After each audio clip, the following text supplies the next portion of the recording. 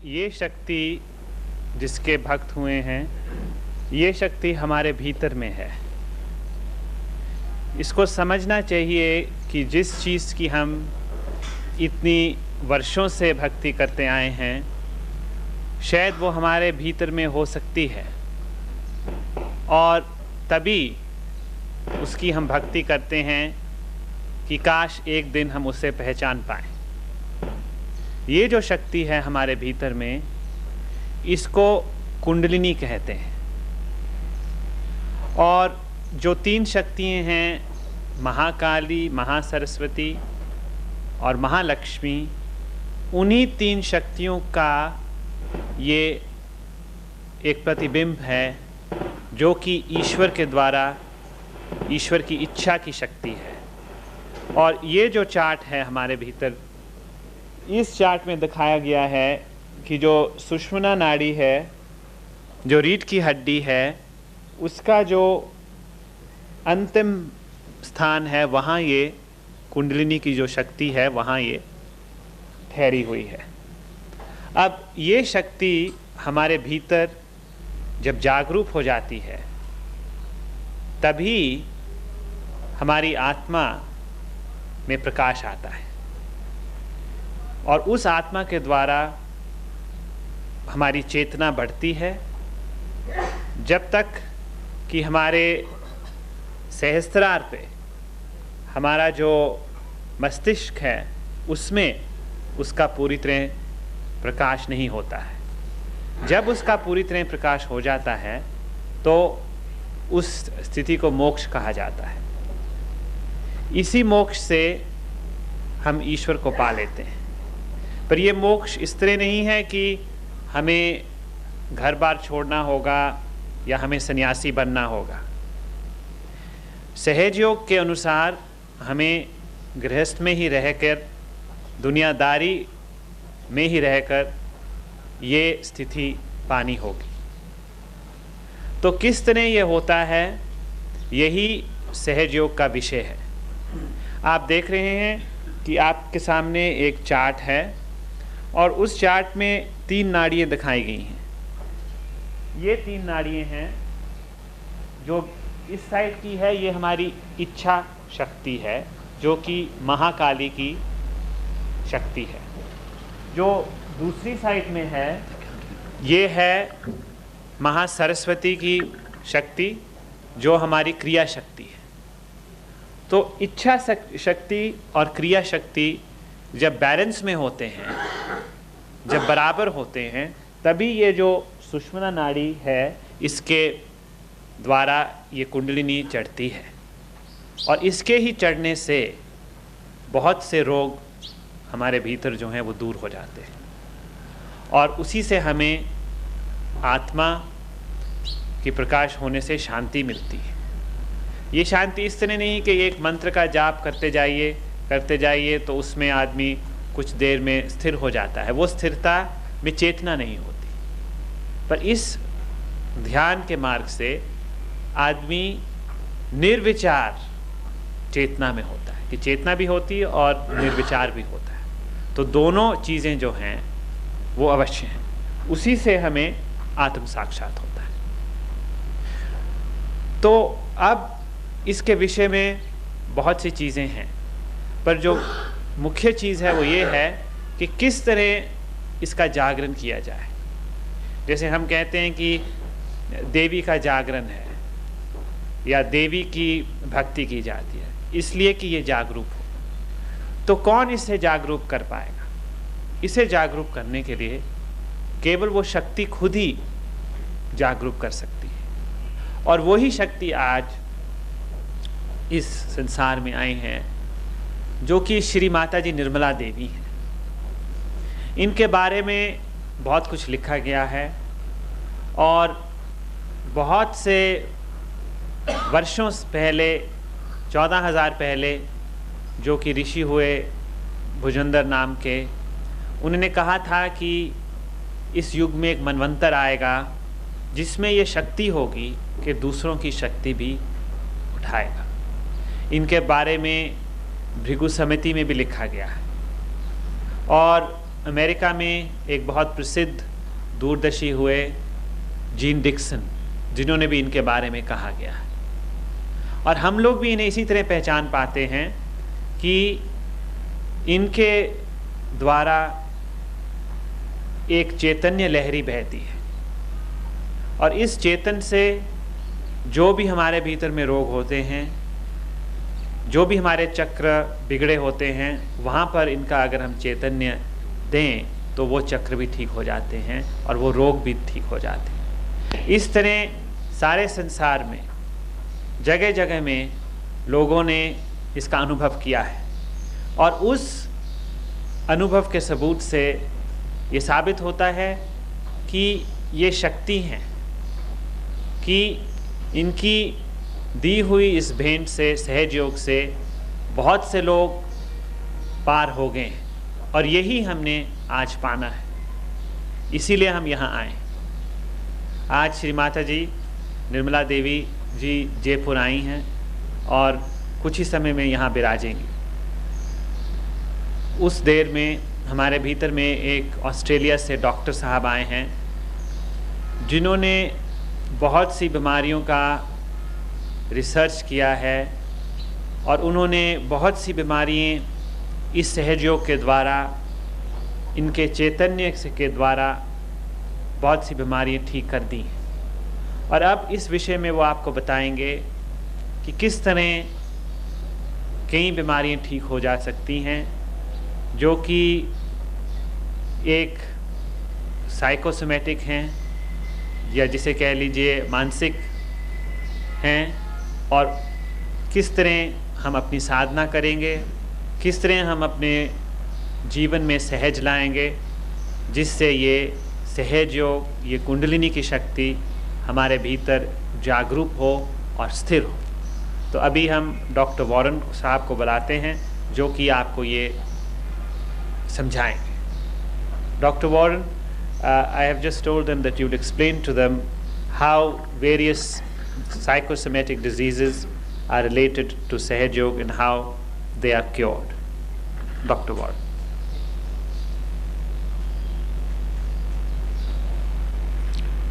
Good morning to the people of Jaipur.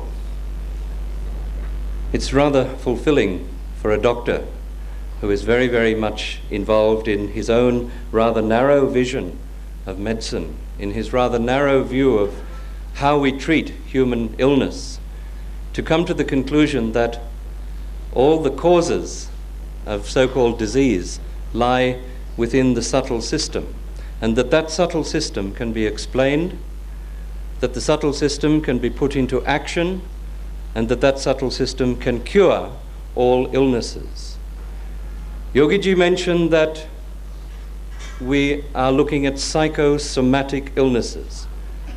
Psycho being illnesses of the left side, illnesses, if you like, of the emotions, to do with that part of us which is the manas shakti. Somatic refers to of the soma, of the body. And so it's, as we call it, ill health in the physical sense of the word. And that is the right side. That relates to the two sides of our being which you people have known for ages and ages as Idanadi and Pingala Nadi. Those two nadis have been the modus operandi of our lives for ages and ages. We've been living in extremes of one or the other, and slowly over our seeking we've come to the point where we are ready for our ascent through the Sushumna Nadi, through the central channel, ready for our ascent.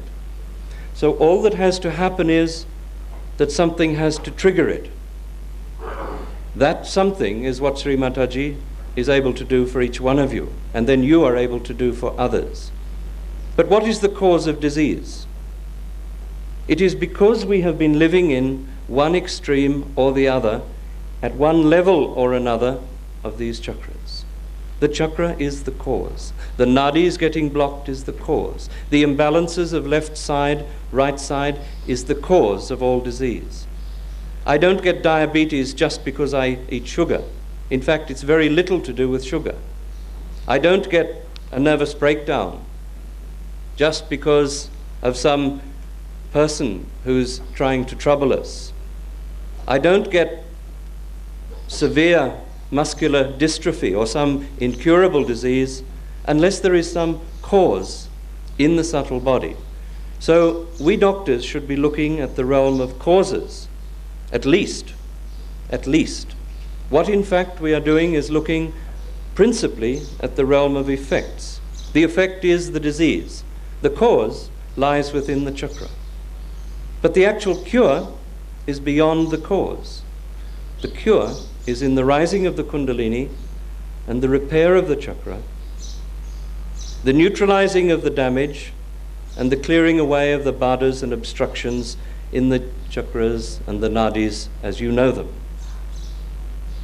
So there is a direct relationship between the subtle body and the gross body. If within us we have, for example, this Vishuddhi chakra, at this point, this Vishuddhi chakra is directly related to the cervical plexus. The cervical plexus has 16 subplexuses which give all of the expressions of our physiological system in this region of our body. It even controls the hair. It controls the outer parts of our eye. It controls our hearing. It controls the muscles of the face, the nose, and all of these areas. It controls the thyroid gland and the parathyroid gland. It controls all the muscles of the neck. It also controls that part of us which gets very tense and very tight when we become unable to witness the drama of life. And it's no great surprise, therefore, that the deity which governs this chakra is none other than the one who manifested the quality of detachment of the Sakshi, Lord Krishna himself. So when the Kundalini rises to this point, she absolutely neutralizes any blockage that has occurred at this center and then starts to expand the space so that the quality of Lord Krishna and his Shakti Radha start to express themselves at that level. And so the message of the Gita starts to become manifest within you.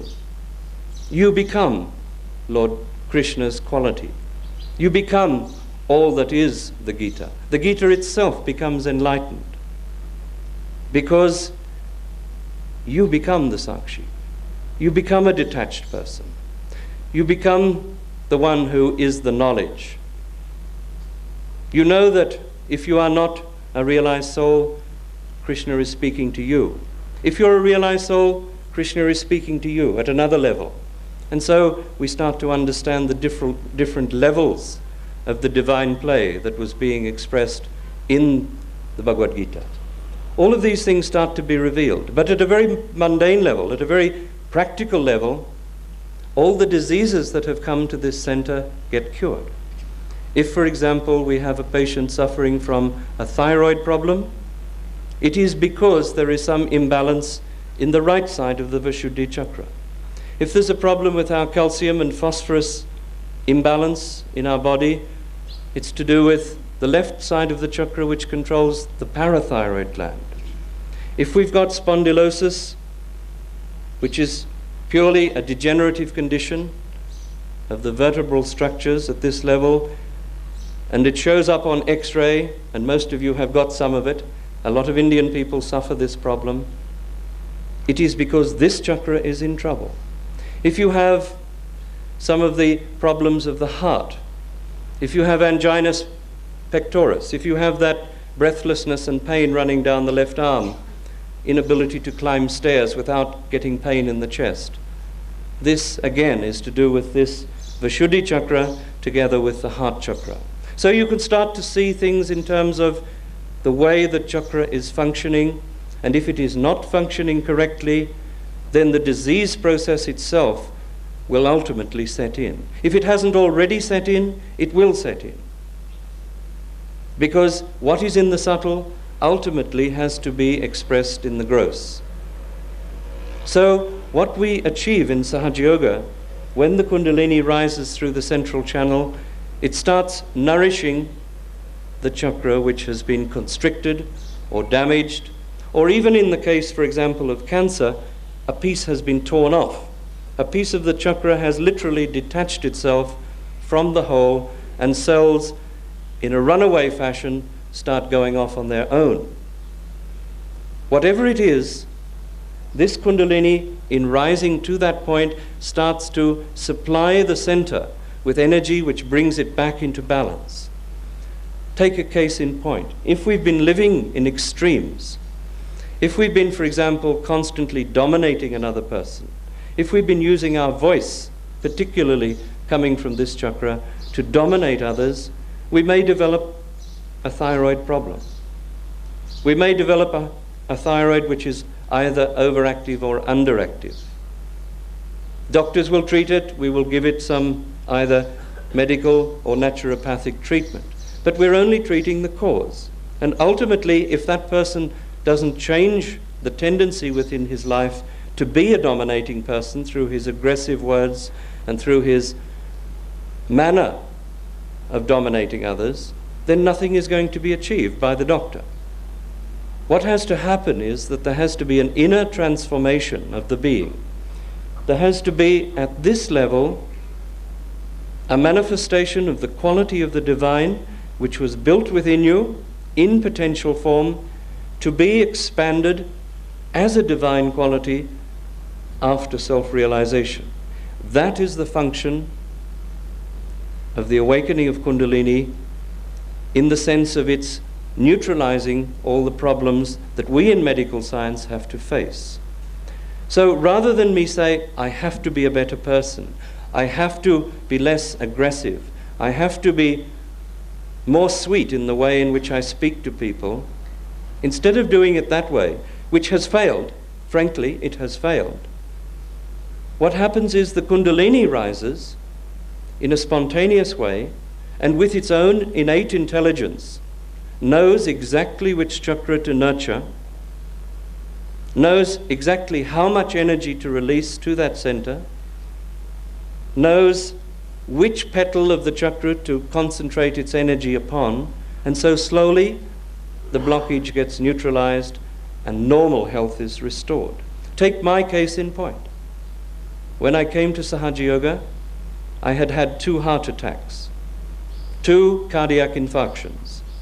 I had hemiparalysis, which is at least a weakness of the muscles on one side of the whole of the body. So the one side was somewhat paralyzed. I had a severe liver problem. I was suffering migraine headaches, and I had sciatica. So I had a rather full book in terms of medical science. But despite that, I knew that when I got my self-realization, this was the truth. I began to feel the vibrations of the unconscious, the Chaitanya. I started to feel on my fingertips this all-pervading power of God, which you people as Hindus know as the Brahma Shakti, the Chaitanya. You know these things. I began to feel it. And when I felt it, I felt a peace inside myself. That was the first thing. I felt a recognition of Sri Mataji as the one who was the answer to humanity's suffering. I felt it because logically I came to that conclusion with my rational brain. If there had been in the Christian tradition a father, God the Father, up to the time of Lord Krishna, then there had been a son, Mahavishnu, as the Lord Jesus Christ, there had to be, quite logically, a mother to give birth to us as realized souls. There had to be somebody who would trigger us into the next stage of awareness, which would lift us out of this human condition with human limitations into the next stage of awareness, which is spiritual. This is why we're here. We are seekers. We are seeking that next evolutionary step. And when we take that next evolutionary step, we enter into the kingdom of God, and we start the process of that final reunion with Almighty God, for which we have been seeking for ages and ages and ages. We have been a Hindu, we've been a Muslim, we've been a Christian, we've been a Jew, We've done and known the teachings of those great incarnations. We've absorbed the essence. And within us, the very brain cells themselves have become thirsty for more experience of our divine nature. And so as seekers, when we meet the truth, when this Atma touches the Paramatma, when this Shiva becomes Sadashiva, when you start to experience all the things which we have all been seeking for, the peace of God starts descending upon you. The Brahma Shakti starts descending, and you begin to feel it as a cool wind on the hands. You start to feel on your fingertips the expression of the different chakras. Each finger relates to a different chakra. This finger is the heart. This finger is the Ajna chakra. This finger is the Manipur chakra. This is the Vishuddhi. This is the Swadhisthana. This is the Muladhara, right at the base. And in the center of the palm is the Sahasrara, the 1,000-petal lotus, the last chakra, the chakra which is now being opened in our awareness. You feel it on your fingertips, and you begin to experience it. Now you have to know the Vidya. You have to understand it. And this is why we're having this workshop, so that you can know more about the Vidya. Sri Mataji has come, and she'll tell you much more about this than ever I can hope to do.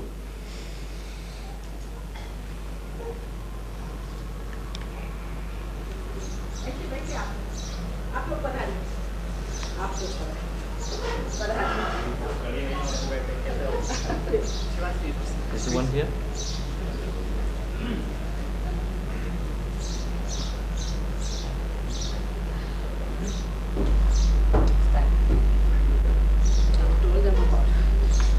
Just gave them a few examples. आप बता दें. A few examples of the correlation between the subtle and the gross.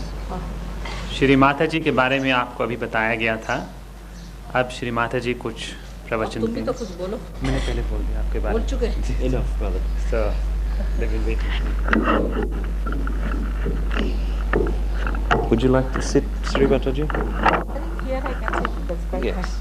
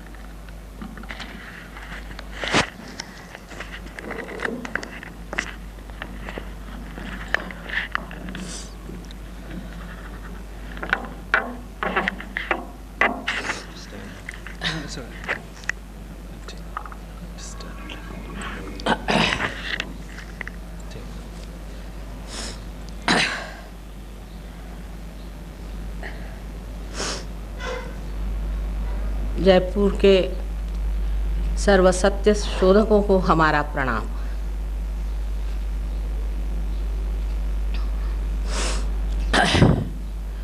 जीवन में हर मनुष्य अपनी धारणा के बूते पर रहता है. जो भी धारणा वो बना लेता है, उसके सहारे वो जीता है. लेकिन एक कगार ऐसी ज़िंदगी में आ जाती है जहाँ पर जाकर वो ये सोचता है कि मैंने आज तक जो सोचा, जो धारणाएं ली, वो फलीभूत नहीं हुई. उससे मैंने आनंद की प्राप्ति नहीं की, उससे मुझे समाधान नहीं मिला, उससे मैंने शांति प्राप्त नहीं की. जब वो कगार मनुष्य के सामने खड़ी हो जाती है, तब वो अपनी धारणाओं के प्रति शंकित हो जाता है. और उस वक्त वो ढूंढने लग जाता है कि इससे परे कौन सी चीज़ है, इससे परे कौन सी दुनिया है जिसे मुझे प्राप्त करना. ये जब शुरुआत हो जाती है, तभी हम कह सकते हैं कि मनुष्य एक साधक बन जाता है. वो सत्य के शोध में न जाने कहाँ कहाँ भटकता है. कभी कभी सोचता है कि बहुत सा अगर हम धन इकट्ठा कर लें तो उस धन के बूते पे हम आनंद को प्राप्त कर लेंगे। फिर सोचता है कि हम सत्ता को प्राप्त कर लें, सत्ता को प्राप्त करने से ही हम आनंद को प्राप्त करें। फिर कोई सोचता है कि अगर हम किसी मनुष्य मात्र को प्रेम करें तो उसी से हम सुख को प्राप्त कर लें। उससे आगे जब वो विशालता पे उठता है तो ये सोचता है कि हम प्राणी मात्र की सेवा करें, उनकी कुछ भलाई करें, उनके उद्धारार्थ कोई कार्य करें तो हम परमात्मा को प्राप्त हो सकते हैं। लेकिन ये सब मनुष्य की धारणाएं हैं। मनुष्य की धारणा से मनुष्य परमात्मा की ओर नहीं बढ़ सकता, क्योंकि परमात्मा असीम है और जो सीमित बुद्धि है उसके सहारे हम असीम पर उतर नहीं सकते। हमारी आज तक जो उत्क्रांति हुई है उसके बारे में अगर हम सोचें तो सभी कुछ सहज होते गया। आज जो हम आज इंसान बने हैं वो भी सब सहज हुआ है, हमने उसके लिए कुछ किया नहीं। जो भी कुंडलिनी आदि का इन्होंने आपसे बताया, ये सारी चीज़ें जो हैं ये आपने बनाई नहीं, ये अंदर बनी बनाई रखी हुई आपके अंदर स्थित है। आपने इसे अपनी उत्क्रांति में पाया हुआ है और इस उत्क्रांति में ये पाए हुए इस धन को आपको सिर्फ पाना है, उसको जान लेना है और उसका स्वामित्व स्वीकार करना है। अब ये चीज़ जो हम कह रहे हैं सच है या झूठ है, आपके अंदर है या नहीं, इसको एक शास्त्रज्ञ की दृष्टि से अगर देखा जाए तो ऐसा ही हम कहेंगे कि जैसे कोई एक धारणा शास्त्रज्ञ बताता है, जिसे कि आप कह सकते हैं हाइपोथेसिस, उसके बाद उस हाइपोथेसिस को दूसरा शास्त्रज्ञ कहता है अच्छा इसको सिद्ध करके दिखाइए। अगर वो सिद्ध हो जाए तो उसे फिर कायदा माना जाता है, उसे लोग मान लेते हैं कि ये शास्त्र का कायदा है, इसलिए वो साइंटिफिक एक एक्सेप्टेड फैक्ट हो जाता है। इसी प्रकार धर्म में भी जब हम किसी चीज़ को मान लेते हैं तो ये ज़रूर जान लेना चाहिए कि इस धर्म में जो कुछ वर्णित है वो हम पा रहे हैं या नहीं। लेकिन धर्म के मामले में हमारी दृष्टि बहुत अंधी है। हम ये नहीं सोचते कि जो कुछ भी इसमें वर्णित है उसे हमने पा लिया। जैसे कि विशेषकर आज सवेरे ही बातचीत चली थी तो मैंने कहा कि सबसे ज़्यादा हिंदू लोग अपने धर्म से बहुत अनभिज्ञ हैं। वजह हो सकती है कि इन लोगों को कभी भी ऑर्गेनाइज नहीं किया, एक उससे फ़ायदा भी है। अगर कोई धर्म आप ज़्यादा से ज़रूरत से ज़्यादा ऑर्गेनाइज कर लिए तो आदमी ऐसा बन जाता है जैसे कि किसी बैल को या किसी घोड़े को आपने आँख के सामने कुछ बांध दिया हो। लेकिन एक दोष ये भी आ जाता है कि वो कुछ भी नहीं जानते। इसीलिए हम जो हमारा धरोहर है, इतने वर्षों से उपार्जित यहाँ का जो आध्यात्मिक ज्ञान है उससे बिल्कुल अपरिचित है, उसके बारे में हम कुछ भी नहीं जानते। बड़ी आश्चर्य की बात है कि कितने ही लोगों को मैं जब कुंडली नहीं कहती हूँ तो वो सोचते हैं मैं कुंडली की बात कर रही हूँ, जिसे कि हॉरोस्कोप कहते हैं। बहुत ही आश्चर्य की बात है कि हम अपने मूलभूत तत्वों को तक नहीं जानते हैं। इस देश में जो इतने सालों से हज़ारों वर्षों से कमाया हुआ धन है उसके बारे में हम कुछ भी नहीं जानते। हमारी दृष्टि ही उस ओर नहीं है, हमारी दृष्टि ही बाह्य में है। हम उसको जानना ही नहीं चाहते। जो हमारा धरोहर हज़ारों वर्ष से उपार्जित ज्ञान है उसके बारे में हम इस कदर अनभिज्ञ हैं, उधर कोई उत्कंठा नहीं, कोई विचार नहीं, और सोचते हैं कि हम लोग मानो जैसे कोई अंग्रेज़ों को ही बनाए हुए पुतले। इसके अलावा और हम चीज़ सोच नहीं पाते कि कितनी बड़ी परंपरा, कितनी बड़ी संपदा इस देश में हमारे लिए हमारे पूर्वज छोड़ गए। अब कहने की बात यह है कि हमारे अंदर ये संस्था पूरी स्थित है, पूरी तरह से विराजमान है। लेकिन सत्य को पाने वाले को पहले जान लेना चाहिए कि जो सत्य है सो है, उसे आप नहीं बना सकते। आप कहें कि नहीं हम तो ये सोचते हैं, हमारी ये धारणा सत्य के बारे में है, तो वो सत्य नहीं हो सकता। सत्य जो है सो है। एक नम्र विद्यार्थी की तरह से आपको ये जानना चाहिए कि अभी हमने सत्य को जाना नहीं, इसलिए जो सत्य होगा उसे हम जानेंगे और जानना चाहेंगे। जब तक ये हमारे अंदर विचार जागरूक नहीं होता है तब तक हमारे अपने ही बनाए हुए पहाड़, बैरियर्स बने हुए हैं, उन पहाड़ों को लांघना बड़ा कठिन हो जाता है। सत्य क्या है? सत्य क्या चीज़ है? इसे हम कहते हैं सत्य। सत्य क्या चीज़ है? सत्य एक है, सीधा साधा, कि आप आत्मा हैं। आप शरीर, मन, बुद्धि, अहंकार आदि कुछ भी नहीं, आप सिर्फ आत्मा हैं। आप आत्मा हैं और वो आत्मा का प्रकाश अभी तक आपकी चेतना में या आपके चित्त में आया नहीं। जिस वक्त ये आपके चित्त में आ जाएगा तब आप जानेंगे कि ये आत्मा हमारे अंदर स्थित है, क्योंकि आपके नसों में, आपके सेंट्रल नर्वस सिस्टम में आप इसको महसूस कर पाएंगे। इसके लिए आपको कहीं किसी से पूछना नहीं पड़ेगा, आप इसको खुद जान जाइएगा कि आपके अंदर ये चीज़ चल रही है, ये आपके अंदर विराजमान है। अगर मैं आपसे कहूँ कि ये सृष्टि, आप सामने आ जाइए, आप सामने बैठे, आइए सामने बैठे। ये सृष्टि, चराचर सृष्टि किसी ऐसे बड़े भारी शक्ति के साथ चल रही है जो इस कार्य में पूरी तरह से संलग्न है।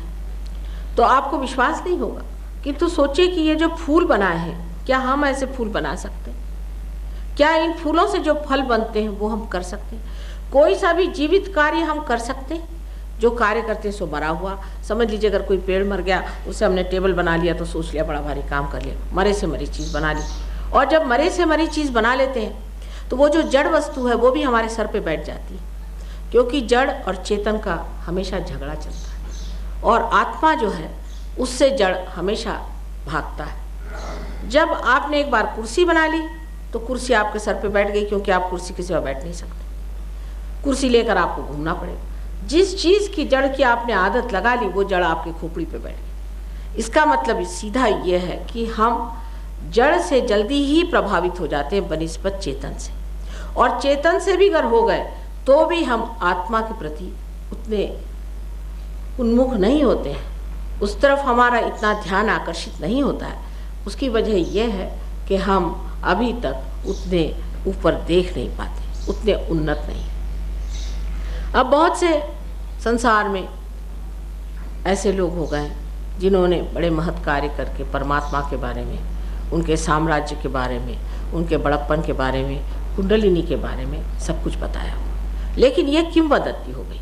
लोगों को लगता है कि ऐसी बातें हैं, भगवान कोई चीज़ है नहीं, ऐसी बातें चल रही हैं। लोग भगवान की बात मात्र करते हैं और भगवान के नाम पर पैसा खसोटना, किसी में झगड़ा लगाना, किसी में परेशानी में डालना, मंदिरों में चरस बेचना आदि सब गंदे गंदे काम करते रहते हैं, और भगवान कोई चीज़ नहीं। बुद्धि के स्तर पे बात सही मालूम पड़ती। मनुष्य बुद्धि से अगर सोचा जाए तो लगता है कि अगर भगवान है तो ये सब तमाशे क्यों हो रहे हैं। इसी प्रकार एक बार अल्जीरिया में बहुत से लोगों ने ये सोचा कि अगर अब फंडामेंटलिस्ट लोग यहाँ पर आ जाएं तो ये लोग आकर के वही हाल करेंगे जो खोमेनी ने किया हुआ है। इस वजह से वहाँ के बहुत से तरुण लोगों ने ये सोचा कि बेहतर है कि हम लोग कोई कम्युनिज्म को ही प्राप्त करें, उसी का अवलंबन करने से ही हम बच सकते हैं। तो वो लोग कम्युनिस्ट हो गए। 500 लोगों ने एक अपनी कम्युनिस्ट पार्टी स्थापित की। उनमें से एक भूला भटका लंदन चला आया और सहयोग में घुस गया। पता नहीं कैसे वो आया बेचारा, और उसके बाद वो पार हो गया। बहुत ही होशियार लड़का है, बहुत शुद्ध प्रकृति का लड़का, मुसलमान लेकिन बहुत शुद्ध प्रकृति का। जब उसने पाया, उसने जाकर बताया कि नहीं भगवान तो है, लेकिन अभी हमने पाया नहीं था। 500 आदमियों को उन्होंने पार करा दिया और सबको प्लेन से लंदन लाया। लेकिन उन लोगों में जो उत्कंठा थी वो बड़ी ज़बरदस्त और गहन सी, बड़ी आंतरिक थी। जब तक इस तरह की आंतरिक इच्छा मनुष्य में सत्य को जानने की न हो, तब तक वो सत्य को प्राप्त करके भी खो सकता है। इसलिए आशा है जयपुर में भी ऐसे लोग बहुत से विराजमान होंगे कि जो इसको अत्यंत आस्था से जानना चाहेंगे कि हम क्या हैं, हम इस संसार में क्यों आए, परमात्मा ने हमें क्यों मानव स्थिति दी, और इससे परे हमारी कौन सी स्थिति। इसी को जानना ही सत्य है। जिसने इसे जाना वही सत्य है। बाकी तो आदि शंकराचार्य जी ने कहा ही हुआ है कि एक आत्मा ही, एक ब्रह्म ही सत्य है और बाकी सब भ्रम है। अब भ्रम की बात जो है वो इस प्रकार है कि अभी जो आप इस चीज़ को जान रहे हैं, समझ लीजिए आप कर जान रहे हैं कि ये इंसान बहुत अच्छा, हो सकता है कि आपको भ्रम हो। इसको सोच रहे हैं कि ये बड़े अच्छे गुरु महाराज जी हैं, हो सकता है कि ये कोई भ्रम हो। कोई भी चीज़ आप पूरे 100% नहीं कह सकते कि ये चीज़ बिल्कुल सही है। वजह यह है कि अभी तक आपने वो जो एकाकी चीज़ है, जो एब्सोल्यूट चीज़ आपकी आत्मा है, उसे नहीं प्राप्त की। क्योंकि जब आप आत्मा को प्राप्त कर लेते हैं तब आप कोई भी चीज़ को रिलेटिवली यानी इस तरह से नहीं जानते हैं कि इसका ऐसा है तो उसका वैसा है, बट पूरी तरह से आप जानकारी रखते हैं कि यही चीज़ सही है। लेकिन उसका मार्ग क्या होना चाहिए? हमारे उत्क्रांति में हमने उसका मार्ग कैसे पाया? जैसे कि एक जानवर है, उससे आप कहिए किसी गंदी गले से चले जाओ तो चला जाएगा, उसको कोई ये प्रश्न नहीं खड़ा होगा कि इसमें बदबू आ रही, इसमें गंदगी है, कुछ है, वो अपना सीधे सीधे चला जाएगा। पर एक इंसान से कहिए तो वो नहीं जा सकता। वजह यह है कि आपकी जो संज्ञा है, आपकी जो सेंट्रल नर्वस सिस्टम है, उस पर आप महसूस करते हैं कि यह गंदगी, यह आपने अपनी उत्क्रांति में पाई हुई चीज़ है।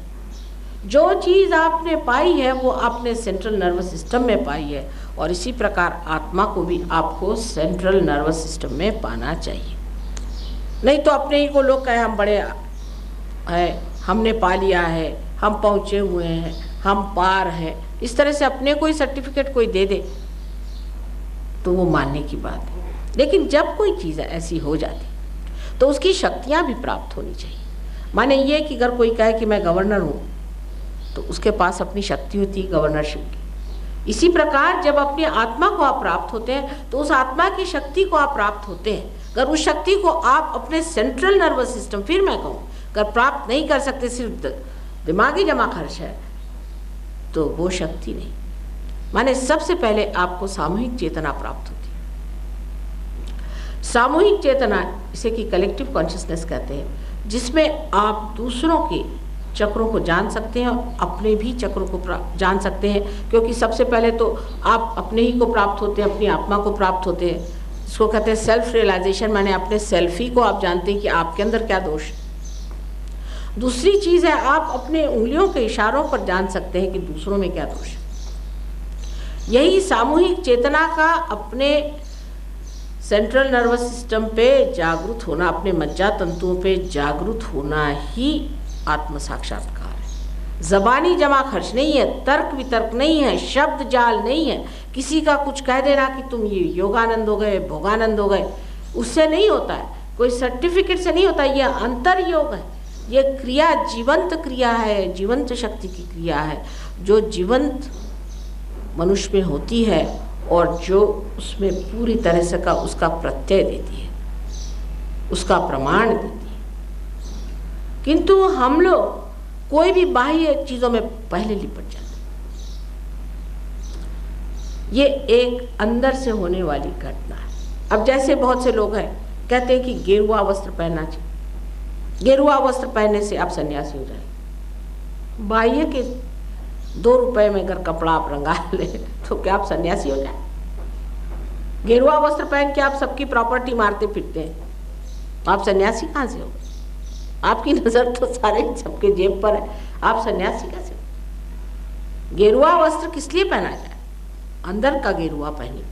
जब आपने अंदर से गेरुआ पहनिया तो बाह्य में तो आप राजा जनक जैसे विदेही हो जाते। फिर जहाँ भी रहिए, चाहे महलों में रहिए, चाहे जंगलों में रहिए, कहीं भी रहिए, आप बादशाह हैं। माने दुनिया की कोई सी भी चीज़ आपको जीत नहीं सकती, कोई भी चीज़ आपको खींच नहीं सकती, आप किसी सामने झुक नहीं सकते, कोई आपको खरीद ही नहीं सकता। ऐसे अनमोल हीरा जब होते हैं तभी मानना चाहिए कि आदमी पहुँचे हुए हैं। नहीं तो जो देखिए वही आपको खरीद ले, जो देखे आपको रुपए से खरीद ले या किसी और चीज़ से खरीद ले, तो फिर आप में और दूसरों में क्या अंतर रह गया? मैं तो कहती हूँ दूसरों से भी गए बीते आप है कि आप दूसरों के पैसे पे जी रहे हैं। कम से कम जो मनुष्य संसार में रहता है वो अपने ही तो कमाई पे जी रहा है, दूसरों की कमाई पे तो नहीं जीता।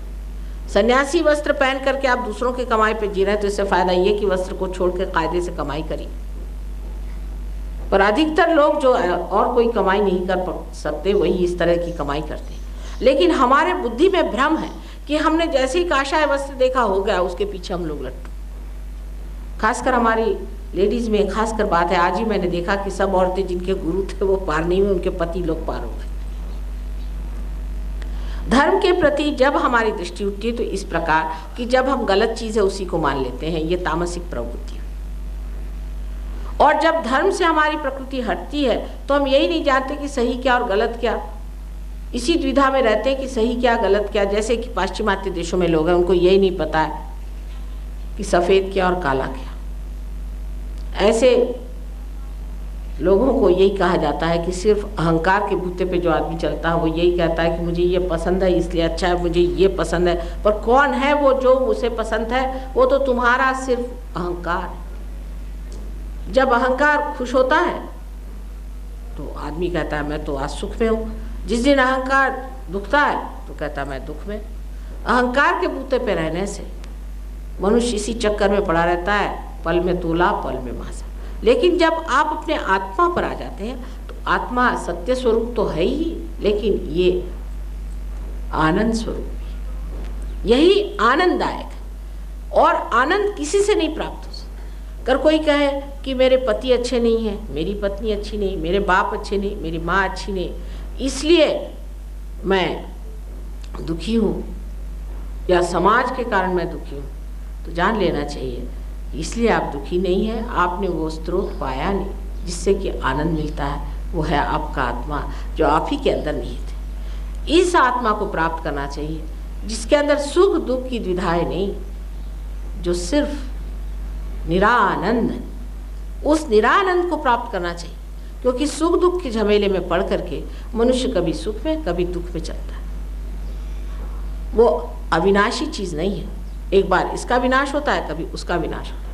इसलिए मनुष्य को आत्मा का जो स्वरूप आनंद है उसे प्राप्त होना चाहिए। सत्य स्वरूप आनंद ऐसे हैं कि जिस वक्त आप आत्मा को प्राप्त होते हैं आपके हाथ पर आप जान सकते हैं सत्य क्या है।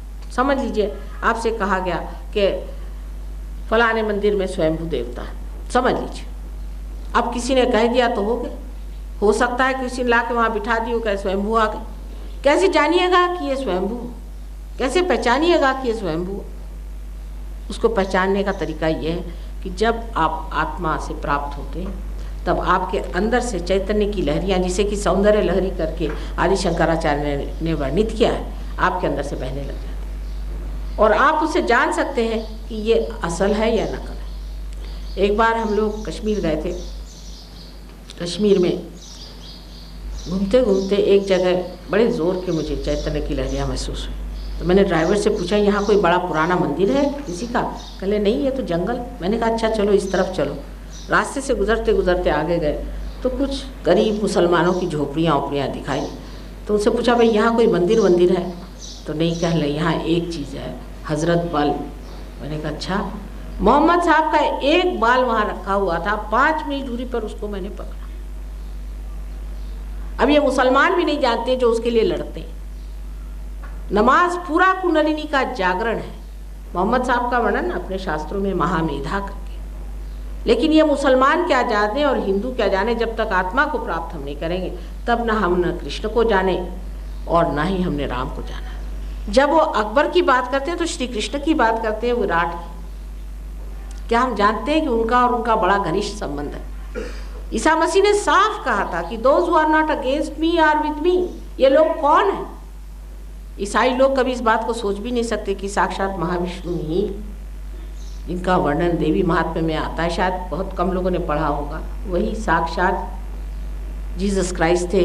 और जीसस का नाम यीशु है, यीशु यशोदा से और क्राइस्ट कृष्ण से उनकी माँ ने उनका रखा था। लेकिन इसको समझने के लिए सबसे पहले आत्मा को आप प्राप्त हो। जिस वक्त आप में आत्मा की प्राप्ति होगी, आप देख सकते हैं कि जो हम कह रहे हैं सच है झूठ है। अगर झूठ हो तो आपके अंदर के चैतन्य बंद हो जाएंगे, अगर सच हो तो बहना शुरू हो जाएगा। अगर आप ये पूछें कि परमात्मा है या नहीं, तो हाथ में ठंडी ठंडी हवा जोर से चलनी शुरू हो जाएगी। अगर किसी गलत आदमी के लिए आप पूछें कि आदमी सही है या नहीं, तो सामूहिक चेतना पर आप जान जाइएगा कि ये आदमी कैसा है। कभी कभी हो सकता है हाथ में एक आध ब्लिस्टर भी आ जाए। कल भी मेरे हाथ में एक ब्लिस्टर आ गया, क्योंकि कोई गलत आदमी किसी गलत गुरु का आया हुआ था। तो एक छोटा सा ब्लिस्टर आके समझा गया कि यह आदमी गलत गुरु के पास जाता रहा। इस तरह से आप जान सकते हैं कि कौन सही है कौन गलत है, बिल्कुल अपनी ही चेतना में, अपनी ही अवेयरनेस में, अपनी ही सेंट्रल नर्वस सिस्टम में आप जान सकते हैं कि कौन सही है कौन गलत है, कौन सत्य है कौन असत्य। हर प्रकार का सत्य असत्य आप इस पर जान सकते हैं। जैसी जैसी आपकी उन्नति होती है आप इतनी चीज़ें जान सकते हैं जिसका आपको अंदाज नहीं हो सकता। यहाँ बैठे बैठे आप सब चीज़ जान सकते हैं। वजह यह है कि जो आपकी टेलीकम्युनिकेशंस वगैरह है इसकी भी कल्पना उसी जो सर्वव्यापी टेलीकम्युनिकेशन है उसी से आई। जब वो सर्वव्यापी टेलीकम्युनिकेशन में आप उतर जाते हैं तो सारे सृष्टि की जितनी चीज़ है उसको आप समझ सकते हैं। इसीलिए कहा जाता है कि दृष्टा। मार्कंडेय को देखिए तो किस कदर दृष्टा थे, लेकिन अभी हमने 100 साल पहले के एक बड़े भारी दृष्टा का ज्ञान पाया जो कि लंदन में थे। उनका नाम था विलियम ब्लेक। उन्होंने सहयोग के बारे में इतनी गहरी बातें लिख छोड़ी हुई हैं 100 साल पहले कि लंदन में ये कहाँ होगा, इसके स्कूल कहाँ होगा, इसका कॉलेज कहाँ होगा, इसका आश्रम कहाँ होगा, मेरा घर कहाँ होगा, मैं कहाँ रहूँगी पहले, फिर उसके बाद कहाँ जाकर। हैरानी हो जाती, इतने बड़े दृष्टा थे और अंग्रेज लोग उनको कहते हो पागल थे। अंग्रेजों को तो कभी समझ में आने नहीं वाले साधु संत, उनका तो दिमाग ही खराब है। लेकिन हम जिन्होंने कितने साधु संतों को जाना है, या तो वो झूठ बोलते थे, अगर वो सच बोलते थे तो अपने आत्मा का हमें विचार करना चाहिए कि हमने अपने आत्मा को प्राप्त किया है या नहीं। ये शब्द जाल नहीं होना चाहिए। अगर कोई आकर के आपके सामने शब्द जाल फैलाता है, बातचीत करता है, मनोरंजन आपका करता है, तो आप उसी से खुश हो जाते हैं। इस तरह से आप अपनी जो आध्यात्मिक दृष्टि है उसको कितनी छोटी कर लेते हैं। आध्यात्मिक दृष्टि वहाँ तक रखनी चाहिए जहाँ तक आत्मा का स्थान है। जब तक हमने आत्मा को प्राप्त किया नहीं तब तक हमारी आध्यात्मिक तृष्णा कभी भी तृप्त नहीं हो सकती। इसके लिए आपके रीढ़ की हड्डी के सबसे नीचे के हिस्से में, जिसे हम लोग सेक्रम बोन कहते हैं, उसके अंदर त्रिकोणाकार अस्थि में कुंडलिनी नाम की शक्ति, ये शक्ति 3.5 वलय में है, कुंडलों में है, इसलिए से कुंडलिनी कहते हैं। आपको आश्चर्य होगा कि ग्रीस में हम जब गए तो अथीना, ये अथ शब्द से आया, अथ माने प्राइमोर्डियल, प्राइमोर्डियल मदर अथीना है, और उसके हाथ में सांप के 3.5 ये करके चक्र दे करके हाथ में कुंडलिनी है उसका। वहाँ पे न जाने कितने ही उसके स्टैचूज बने। और जब उसके मंदिर पे पहुँचे तो बाहर गणेश जी की मूर्ति बनाई बैठी। मैंने पूछा कि भाई ये कौन? कहने child, he is the child God. तो मैंने कहा किसने बताया आपसे? कहने हिंदुस्तानियों ने बताया। मैंने कहा कब? जब अलेक्जेंडर आया था तब? नहीं, अलेक्जेंडर तो बहुत बाद में गए थे, हज़ारों वर्ष पूर्व हमारा हिंदुस्तानियों से संबंध रहा। उन्होंने तो उस चीज़ को जोड़ लिया और हमको यही नहीं मालूम कि कुंडलिनी क्या चीज़। इतना ही नहीं, आपको आश्चर्य होगा कि उसकी जो सीढ़ियाँ हैं वो भी उन्होंने कहा ये 3.5 है। मैंने कहा क्यों? कहले अथीना की जो शक्ति है वो 3.5 राउंड्स में है, और अगर इस राउंड्स को आप पूरा करेगा तो ये सारी पृथ्वी पर चली जाएगी।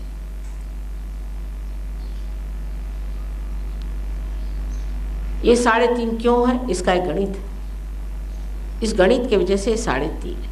हमें इसे हम लोग कहते हैं महाकाली, महालक्ष्मी, महासरस्वती और आदि शक्ति की अर्धमात्रा। इस प्रकार से ये 3.5 कुंडलिनी है। अब अगर आजकल के पढ़े लोगों के सामने महाकाली, महालक्ष्मी की बात करें तो लोग कहेंगे माँ कहाँ की, बाबा आदम के ज़माने की बात करें। पर जो बाबा आदम के ज़माने की बात है वो सब सच्ची है और वो सच्ची चलती रहेगी। उसकी सिर्फ सिद्धता आपको हमें देने की है। ये बात सिद्ध है या नहीं, ये सही बात है नहीं, जो हमारे पूर्वजों ने बात करी, ये झूठ करी या सही कही, ये आज आपको सिद्ध करके देने का।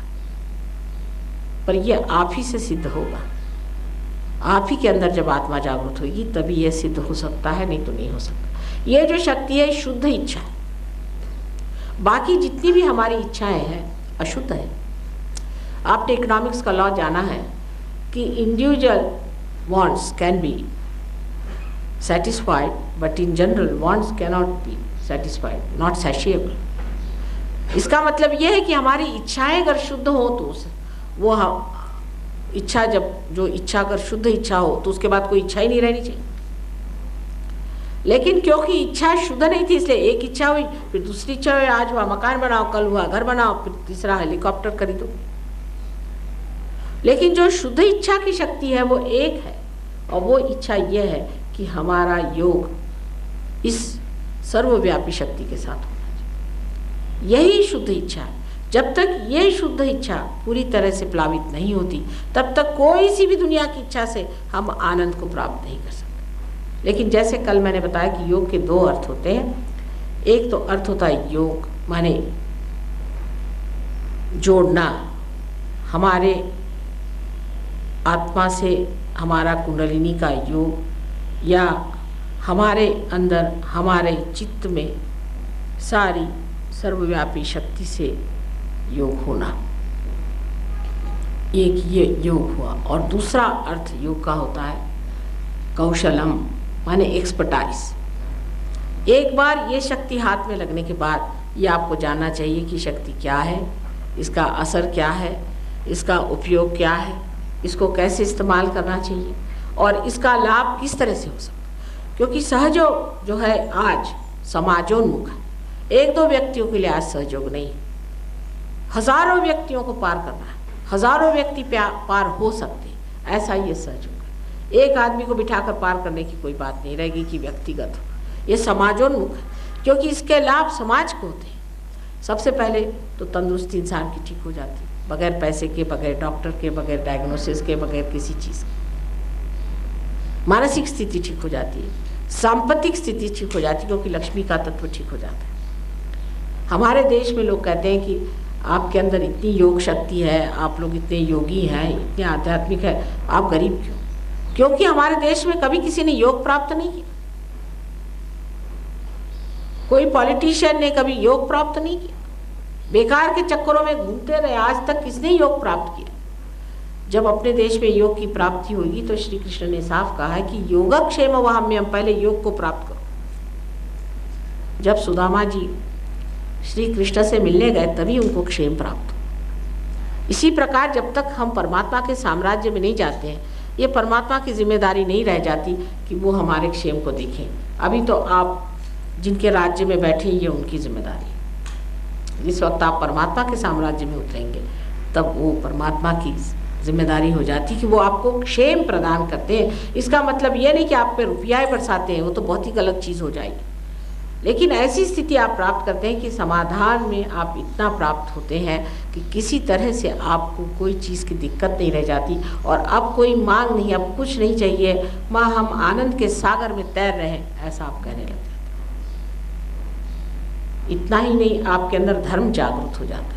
अगर आपसे मैं कहूँ कि ये ना करो वो ना करो तो आप ज़रूर करेंगे। इंसान की यही खास चीज़ है। अगर कहा जाए कि आप ये नहीं करो तो क्यों ना करो, वो ज़रूर करेंगे। इसलिए बेहतर है आपके अंदर कुंडलिनी जागृत कर दें, आपके अंदर धर्म की जागृति हो जाए और आप स्वयं ही धार्मिक बन जाए। यानी ईसा मसीह को ये नहीं बताना पड़ता था कि तुम गलत काम मत करो, वो स्वयं ही नहीं करते थे। इसी प्रकार आपके अंदर स्वयं ही धर्म जागृत हो जाता है, हमें कुछ कहना नहीं पड़ता। आज का सहयोग यही विशेष है कि किसी भी तरह का क्यों ना हो इंसान, उसकी पहले कुंडलिनी जागृत कर दो। थोड़ा सा टिमटिमाता भी प्रकाश उसके अंदर अगर घूमने लग जाए तो देखेगा मेरे अंदर क्या गड़बड़ी, उसी को उसका गुरु बना दो, वो अपने को ठीक करता रहे, जिससे मुझसे झगड़ा ना हो। वो खुद ही जानेगा कि ये दोष मेरे अंदर है, खुद ही ठीक करेगा अपने को। जब कभी हाथ में दिखाई दे कि सांप है तभी ना आप सांप को फेंकिएगा, अगर कहेंगे सांप है तो आप फेंकने वाले नहीं। इसलिए थोड़ा सा न क्यों प्रकाश इंसान के अंदर अगर हो जाए तो देखने लग जाता कि प्रकाश कोई चीज़ है और इससे परे कोई ब्रह्म शक्ति है। जब उसे वो जानने लग जाता है तो अपने आप ऐसी चीज़ें जिसे वो पहले गलत नहीं समझता एकदम से ही फेंक देता। ये चीज़ घटित होनी चाहिए। जब तक ये चीज़ घटित नहीं होती है, भाषणों से, समझाने से, उपदेशों से कुछ भी चीज़ होने वाली नहीं। आज सहयोग उस स्तर पे है जहाँ पर मैं कह सकती हूँ कि बहुत जल्दी इसका असर लोगों को मालूम पड़ेगा। लेकिन दुर्भाग्यवश आज तक मैं जयपुर नहीं आ सकी, और जयपुर आई भी हूँ तो उस सही दिन जिसको कि हम गुड़ी पाड़वा मराठी में कहते हैं, जो शालीवाहन राजा ने हिंदुस्तान में बनाया था, लेकिन वो असल में आप जानते हैं महाराष्ट्र में राज्य करने गए थे और ख़ास उनका वंश जयपुर का था। उसी दिन मैं यहाँ आई और मैं उसी वंश की हूँ। मैं भी राजपूती हूँ, लेकिन अब बहुत सालों से, हज़ारों वर्ष से वहाँ रहने की वजह से शालीवाहन के सब वंशज महाराष्ट्रियन हो गए। एक तरह से अच्छा भी है, क्योंकि महाराष्ट्र में जितना कुछ लोग कुंडलिनी के बारे में जानते हैं, सारे हिंदुस्तान में क्या दुनिया में कोई नहीं जानता। वहाँ पर नाथपंथियों ने इतनी मेहनत करके रखी हुई है। मराठी भाषा में कुंडलिनी के बारे में जितना लिखा हुआ है किसी भाषा में लिखा हुआ आप नहीं प्राप्त करिए। हालांकि कबीरदास जी ने काफ़ी लिखा, लेकिन कोई पढ़ता थोड़ी है। वो तो अखंड पाठ होता है, उसमें चलते रहता है अपना अखंड पाठ। एक आया उसने उंगली रखी, भाई तू अब पढ़, फिर वो आया उसने उंगली रखी, बस ये कि अखंड पाठ चलता रहे। उसके अंदर क्या है कोई सोचता नहीं। नानक ने लिखा है कि कहे नानक बिना आपा चिन्हे मिटे न भ्रम की काई, गा रहे भ्रम की काई मिटे न भ्रम की काई। भाई जो दवा लिख के गए वो लो, दवा जो दी है वही प्रिस्क्रिप्शन लेकर के घूमोगे तो फायदा क्या होगा कि वही प्रिस्क्रिप्शन कर रहे कि मिटे न भ्रम की काई। लेकिन लेगा कौन, करेगा कौन? सबने कह दिया है कि अपना आत्म साक्षात्कार प्राप्त हो। जो हम हिंदू बनते हैं, इनके जो प्रवर्तक आदि शंकराचार्य, उन्होंने हर बार यही कहा है कि न योगे न सांख्य ने, सब बेकार चीजें छोड़ो, पहले आत्मा को प्राप्त करो, माँ की कृपा से ही ये होता। लेकिन उनको लोग कहाँ मानते हैं, पता नहीं कौन सा वितंडवाद करते बैठे हुए हैं, पता नहीं कौन सी चीज शुरू की है। जो सारे इसका मूलभूत तत्व है वो अब हिंदू धर्म में होते हुए भी हिंदू धर्म को एक अजीब तरह का झगड़े का माध्यम बना लिया, जो कि सारी दुनिया की शांति का माध्यम हो सकता है। सारी दुनिया को जो सुख और सारी दुनिया का जो मार्गदर्शन कर सकता है, उसको एक तलवार बना के घुमा रहे हैं, जो कि सारी दुनिया की ढाल हो सकती है। बड़ा मुझे आश्चर्य होता है कि हो क्या रहा है। इसके मूलभूत तत्व को तो आपके बड़े बड़े लीडरों से बात करने पर आश्चर्य होता है कि इनको तो मालूम ही नहीं है कि सारे इसका मूलभूत तत्व है आत्मा को प्राप्त करना और कुंडलिनी का जागरण। इतने स्पष्ट रूप से किसी भी धर्म पुस्तकों में नहीं लिखा गया जितने अपने शास्त्रों में लिखा गया है। और जगह लिखा है, जैसे बाइबल में बहुत जगह लिखा है कि इसको ट्री ऑफ लाइफ कहा गया है, I will appear before you like tongues of flames कहा गया है। बहुत कुछ बातें कही है, लेकिन साफ एक एक सिलसिले से बात जितनी मार्कंडेय ने कही, आदि शंकराचार्य ने कही या कबीरदास जी नानक जी ने कही, उतनी किसी ने नहीं कही। लेकिन उधर किसका चित्त है? हमारा तो चित्त ऐसी जगह ही जाता है जहाँ जाना नहीं चाहिए। क्योंकि इन लोग का जैसे मैंने बताया है, सारा जो कुछ भी हुआ है ये बाह्य का है। जैसे कि एक पेड़ बढ़ जाता है और उसके वृक्ष के इतने बढ़ने पर भी जब उसकी जड़ें अंदर उतरती नहीं तो उसको गिरने की आशंका हो जाती है। इसी शौक में आपका सारा वेस्टर्न वर्ल्ड आज बैठा हुआ। लेकिन हिंदुस्तान में इसकी जड़ें हैं, इसका सारा धरोहर हिंदुस्तान में है। इसे आप प्राप्त करें, आप इसके अधिकारी। इस भारत भूमि पर जन्म लेने के लिए अनेक आपने पुण्य कर्म किए, उसके सिवा आप इस धरती पर जन्म नहीं ले सकते। और आपने किया क्या है इस देश के लिए, इसकी जो इतनी बड़ी चीज़ है उसको पाया नहीं, उसको जाना नहीं। उसको जानना चाहिए, उसको प्राप्त करना चाहिए। एक क्षण में ये कार्य हो सकता है और इसलिए मैं आपके पास आई हुई हूँ कि इसे आप प्राप्त करें। सब आप ही का है। आपकी कुंडलिनी आपकी माँ है, वही आपकी जन्मदात्री है। आपके आत्मा आपके अंदर है जो कि परमात्मा का प्रकाश है। ये सब आप ही का धन आपको प्राप्त करना है, हमारा इसमें कोई लेना देना नहीं। आशा है फिर बार बार मेरा आना होगा जयपुर। यहाँ पर बहुत लोग मैंने देखे कि आस्था पूर्वक परमात्मा को पहचानते हैं और ये कार्य और भी आगे बढ़ेगा। आज भी अगर कोई प्रश्न हो तो पूछिए, अच्छा रहेगा। थोड़ा बहुत प्रश्न पूछ लें और उसके बाद इसका हम कार्यक्रम करेंगे कि जिससे सब लोग प्राप्त करें उस आत्मा को जिसकी बातचीत हुई है। आपने बताया कि आत्मा को प्राप्त करना चाहिए, लेकिन आपने तरीका नहीं बताया कि आत्मा को। हाँ, आप तो पक्के साधक हैं, वही तो करने वाले हैं। ठीक है, इन्होंने पहले ही ये सवाल पूछ लिया, बड़ा अच्छा हुआ। ये रियल साधक की पहचान कि वो ये चाहते हैं कि आत्मा की क्रिया पहले बताइए। माँ मुझे भूख लगी, मुझे खाने को दो, बस ये असल चीज़ है। बहुत अच्छी खुशी की बात है। ये चक्र आपने बताए थे, जिन्होंने बताए थे, ये क्या क्या फिजिकल डिस्टेंस है वास्तव में अंदर, या हमारी कल्पना है ऐसी चीज़ है? नहीं, वास्तविक बेटा, वास्तविक फिजिकल मेंटल इमोशन वास्तविक शक्ति है। माने शक्ति के पुंज है, शक्ति के पुंज है। स्थूल रूप है कोई? स्थूल भी रूप है।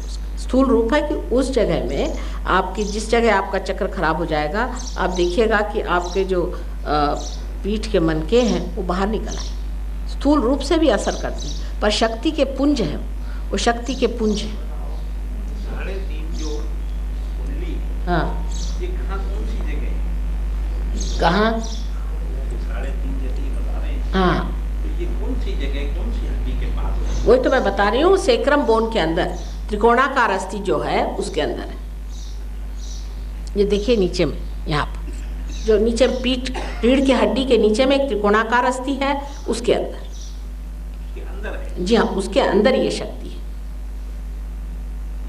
जिसमें ये रहता है, ये मेरुदंड के नीचे। अंदर। हाँ, मेरुदंड के नीचे ये शक्ति है, पर मेरुदंड वहाँ भी है। मेरुदंड की वो दुम है, समझ लीजिए। या एनस और ये मिलता है या ये? नहीं, उससे ऊपर त्रिकोणाकार अस्थि ऊपर से, उसके ऊपर है। कुंडली जागरण से पहले नाड़ी शोधन जरूरी है? नहीं, कोई जरूरत, कोई जरूरत कुंडली जागरण के लिए शक्तिपात की जरूरत नहीं, बिल्कुल नहीं। ये शक्तिपात एक नई बीमारी निकल आई है, बिल्कुल जरूरत नहीं। ये तो मैं बहुत ही घबरा गई इसको सुन करके। मैंने अभी, आप बैठ जाए, इनकी बात बता दें भैया, ये शक्तिपात की बात जरूर समझा देंगे। मैं तो माँ हूँ ना, मुझे बड़ी घबराहट होती। वहाँ पर एक साहब आए, वो मुझे कहने लगे कि अरुणोदय वरुणोदय क्या क्या बताने लग गए। मैंने कहा ये कहाँ से आया भाई? तो कहने लगे कि वो फलाने हैं, उन्होंने किताब लिखी थी कि उसमें शक्तिपात होना चाहिए। मैंने कहा देखो, तुम जाति के ब्राह्मण हो, जाति के ब्राह्मण थे, तुमको एक बात समझनी चाहिए कि जो भी ज्ञान है वो भी उत्क्रांति में पाया गया, उसकी भी परंपरा होनी चाहिए। ये कहीं बीच में से ही एक आप निकालिए, जैसे रजनीश ने नियो संन्यास निकाला, किसी ने कुछ और टूम निकाल दी, इन्होंने एक तीसरी निकाल दी। इस तरह से आप कोई चीज़ नई नहीं निकाल सकते। अगर पेड़ में अगर फूल लगने हैं तो वो कायदे से पहले मूल से ऊपर आते हैं, तब उसमें फूल रखते हैं, जो जीवंत चीज़ है। लेकिन ये तो आप इधर से एक उठा के लाते हैं, शक्तिपात करते हैं, कहीं हाथ में ये लेकर, ये सब कहीं शास्त्रों में वर्णित नहीं है। ऐसी चीज़ हमको माननी नहीं चाहिए। पर ये अपील करती है इंटेलेक्चुअल्स को, क्योंकि कोई नयापन लेके आती है। नयापन तो होता ही है, आज सहयोग भी एक नयापन लिए है, लेकिन इसका आधार है, साधार होनी चाहिए। जब तक इसका आधार नहीं, इसका कोई अर्थ नहीं लगता। हाँ, गुरु की आवश्यकता है, लेकिन माँ जो है वो एक प्रकार की गुरु ही समझ लीजिए। लेकिन हम अपने को गुरु नहीं मानते, क्योंकि जैसे अब अभी हम आए तो आपने कहा कि माँ आप आ गए तो हम कैसे बैठे, ठीक आपने कहा, लेकिन कोई माँ के सामने खड़ा थोड़ी होता है। माँ के सर पे भी बैठी है तो भी माँ है, चाहे पैर पे भी आई है तो भी माँ। माँ और गुरु में बड़ा अंतर, बहुत बड़ा अंतर है। हम तो देखते हैं कुछ कुछ गुरुओं को तो वो तो मार हालत खराब, जो असल है हालत खराब कर देते हैं। किसमें? शिष्ण के ऊपर। हाँ, ये पॉइंट आपने ठीक कहा, ये पॉइंट ठीक कहा, बहुत ज़रूरी चीज़ है, इसको मैं समझा दूँ तो समझ गए ना। तो वो नहीं, आपकी बात ज़रूर है। ये बड़ा कन्फ्यूजन है कि ऊपर है नीचे है। ऊपर नीचे में जो है वहाँ पर मूलाधार चक्र है जिसमें गणेश जी बैठे, ऊपर में गौरी का स्थान है जो कन्या का है। ये बड़ी गड़बड़ कर दी है लोगों ने, क्योंकि हो सकता है माँ स्वरूप होने की वजह से हम ऐसा एकदम नहीं कहेंगे कि इतने महादुष्टि रहे होंगे, लेकिन गलत फहमी। इन्होंने गणेश जी को सूंड को समझा होगा कि ये कुंडलिनी, क्योंकि बाह्य से देखा, अंदर से तो गए नहीं। लेकिन ये तो शुद्ध विद्या है, शुद्ध कन्या जो गौरी जी है बैठी हुई, और उसके नीचे गणेश जी अपनी माँ की रक्षा के लिए बैठे। लेकिन तांत्रिक लोगों ने इसको शिष्ण से मना दिया। और जब आप सोचिए कि माँ को किस लेवल पे ले आए। आप सोचिए, आप हिंदुस्तानी हैं, ये तो फ्रॉइड की थियरी हो गई। माँ को इस लेवल पे ले आए और तब ये धंधे करते हैं, क्योंकि व्यभिचार है। व्यभिचार करने से देवी उठ जाएगी और चाहे जो करो। यही तांत्रिकों ने कमाल करके रखी है कि त्रिकोणाकार अस्थि के नीचे में गणेश जी बैठे हुए अपनी माँ की लज्जा रक्षण कर रहे हैं। वो छोड़ करके उसको शिष्ण पे बिठा दिया तो हो गया। आपने माँ को कहाँ बिठाया? हिंदुस्तान में ऐसा आदमी मुश्किल से मिलेगा जो माँ की पवित्रता नहीं जानता है। मैं जालंधर गया था 2-3 रात में, हाँ? लेकिन मैं मेरे हाथ कुछ पड़ा नहीं। जो भी है जालंधर, यही सब सिखाते हैं शिष्ण में बैठी हुई, यही तो सब है। एक बात और साहब, हम कुछ यहाँ पर थोड़े से व्यक्ति पढ़े लिखे हैं, जब मैगजीन बुक्स वगैरह हम थोड़े से लोग पढ़ते हैं, खासकर हमारे भारत देश के अंदर जहाँ पर 80% लोग ABCD या कैखे नहीं जानते, सुबह से शाम तक काम करके अपने जीवन 80 साल 70 साल गुजार देते हैं, तो इसका क्या अर्थ हुआ कि उन लोगों का जीवन बिल्कुल व्यर्थ गया? नहीं, बिल्कुल भी नहीं। उस पर आपने क्या कमेंट? नहीं, वो तो सभी ज़्यादातर वो सहयोग में आते हैं बनिस्बत इसके कि जिन लोगों के पास समय है। जिनके पास समय वो तो क्लबों में रहते हैं, जिनके पास समय नहीं है वही आते हैं। लेकिन सहयोग की एक विशेषता ये है कि जब आप इसको प्राप्त करते हैं, जैसे हम देहातों में ज़्यादातर बेटे काम करते हैं, शहरों में कम, और देहात में जब लोग आते हैं पार हो जाते हैं, एक तो उनकी गंदी आदतें सब छूट जाती हैं, सब उनके व्यसन छूट जाते हैं, और इतना आदमी डायनामिक हो जाता है कुछ पूछे। एक बार ऐसी जा रहे थे खेती में, देखा एक खेत बड़ा लहलहा रहा था। हमने कहा ये किसका खेत है? तो कह ले एक सहयोगी का। मैं कहा अच्छा, क्या किया? कह ले कुछ नहीं माँ, इसमें मैंने चरणामृत थोड़ा डाल दिया था मेरे इसमें, उसके वाइब्रेशन से ही ये इतना लहलहा गया। तो एक ऑस्ट्रिया के हमारे सहयोगी था, मैंने उससे कहा कि अच्छा तुम इस पर एक्सपेरिमेंटेशन करो। उसने एक्सपेरिमेंट किया, वो इतना हैरान हो गया कि जब उसने पानी, सादा पानी दिया तो मेज़ पर उसने किया था, जिसको भुट्टा कहते हैं। भुट्टे का पेड़ इतना ऊंचा था, जिस वक्त उन्होंने वाइब्रेटेड पानी के इतना ऊंचा, उसके उसने फ़ोटो बनाए। और ये बड़ा भारी एक साइंटिस्ट है जो कि UN में एम्प्लॉयड है, और उसने उस पर पेपर लिखा हुआ भी गवर्नमेंट ऑफ इंडिया को हम भेजने वाले, पर वहाँ किसके पूछने वाला, कौन देखने वाला? उनके टाइम ही नहीं, सबको दूसरी बीमारियाँ। यहाँ तो किसी को टाइम ही नहीं है ना। जो लोग पूरे दिन काम करते हैं उनको टाइम है भगवान के लिए, लेकिन जाता है कि जो व्यक्ति अपनी रोटी 24 घंटे में से कम समय में कमा लेता है, उसी के दिमाग में ये अधिकतर बातें आती हैं खुराफाती कि ईश्वर क्या है, भगवान क्या है। नहीं, उनके कम आती। जो व्यक्ति सुबह से शाम तक अपनी मेहनत करता है उसको ज्यादा आती बेटे। अपने काम को रखते हुए और किसी बात का ध्यान नहीं करता, इस तरह उस व्यक्ति के जीवन अपने आप मोक्ष किसी ऊपर की शक्ति से वो अपने पुनर्जन्म के चक्कर से बच जाता है। क्या ऐसा माना जाए? नहीं, ऐसा नहीं। जो लोग बहुत काम करते हैं, जिसको आप कह रहे वर्कहॉलिक जिसे कहते हैं, उनकी बात तो नहीं कर रहे हैं। नहीं सर, जो नहीं, मतलब देहात में जो लोग हैं, अब देहात के लोगों की बात, अपना देश तो देहात में रहता है। हाँ, तो देहात के लोग जो हैं वो तो बहुत आसानी से पार हो जाते हैं, और होने के बाद डायनामिक हो जाते हैं। लेकिन जो शहरों में वर्क अल्कोहलिक्स हैं, उनका इलाज तो कोई भी नहीं कर सकता, वो भी नहीं कर सकते, वो तो बेकार है। लेकिन दूसरे जो कि जिनके पास फुर्सत ज़रूरत से ज़्यादा है, जैसे जो घड़ी बांध करके हमेशा घूमते हैं, उनसे पूछे कि मुझे लंदन जाने का है। भाई क्यों इतनी मारा मार क्यों? मुझे वहाँ जाकर बॉल अटेंड करने का। आधा टाइम आप सोच लीजिए, हम लोग अब हमारी उम्र अब 64वां साल हमारा चल रहा है, हमने ज़िंदगी काफ़ी देख ली। पहले ना तो इतनी पार्टियाँ होती थी, न कुछ होता था, असली दोस्ती रहती थी। आजकल रोज़ ही पार्टी, इसके घर खाना खाने जाओ, उसके घर खाना खाने जाओ। लंदन में तो 5-5 रिसेप्शंस अटेंड करने पड़ते हैं। टाइम बर्बाद करने का पूरा इंतज़ाम करने के बाद हम क्या कहें कि हमारे पास टाइम नहीं? टाइम तो बहुत ज़्यादा हो गया है, क्योंकि सब चीज़ें सहूलियत से मिलने लगी। आपके सब चीज़ें इतनी सहूलियत हो गई, आपका खाना आसानी से पकने लग गया है, आपको चीज़ें इतनी सहूलियत से मिलती, लेकिन बर्बाद करने का इंतज़ाम भी बहुत हो गया। हम इतना टाइम बर्बाद करते हैं सुबह से शाम तक, जिसकी कोई हद नहीं।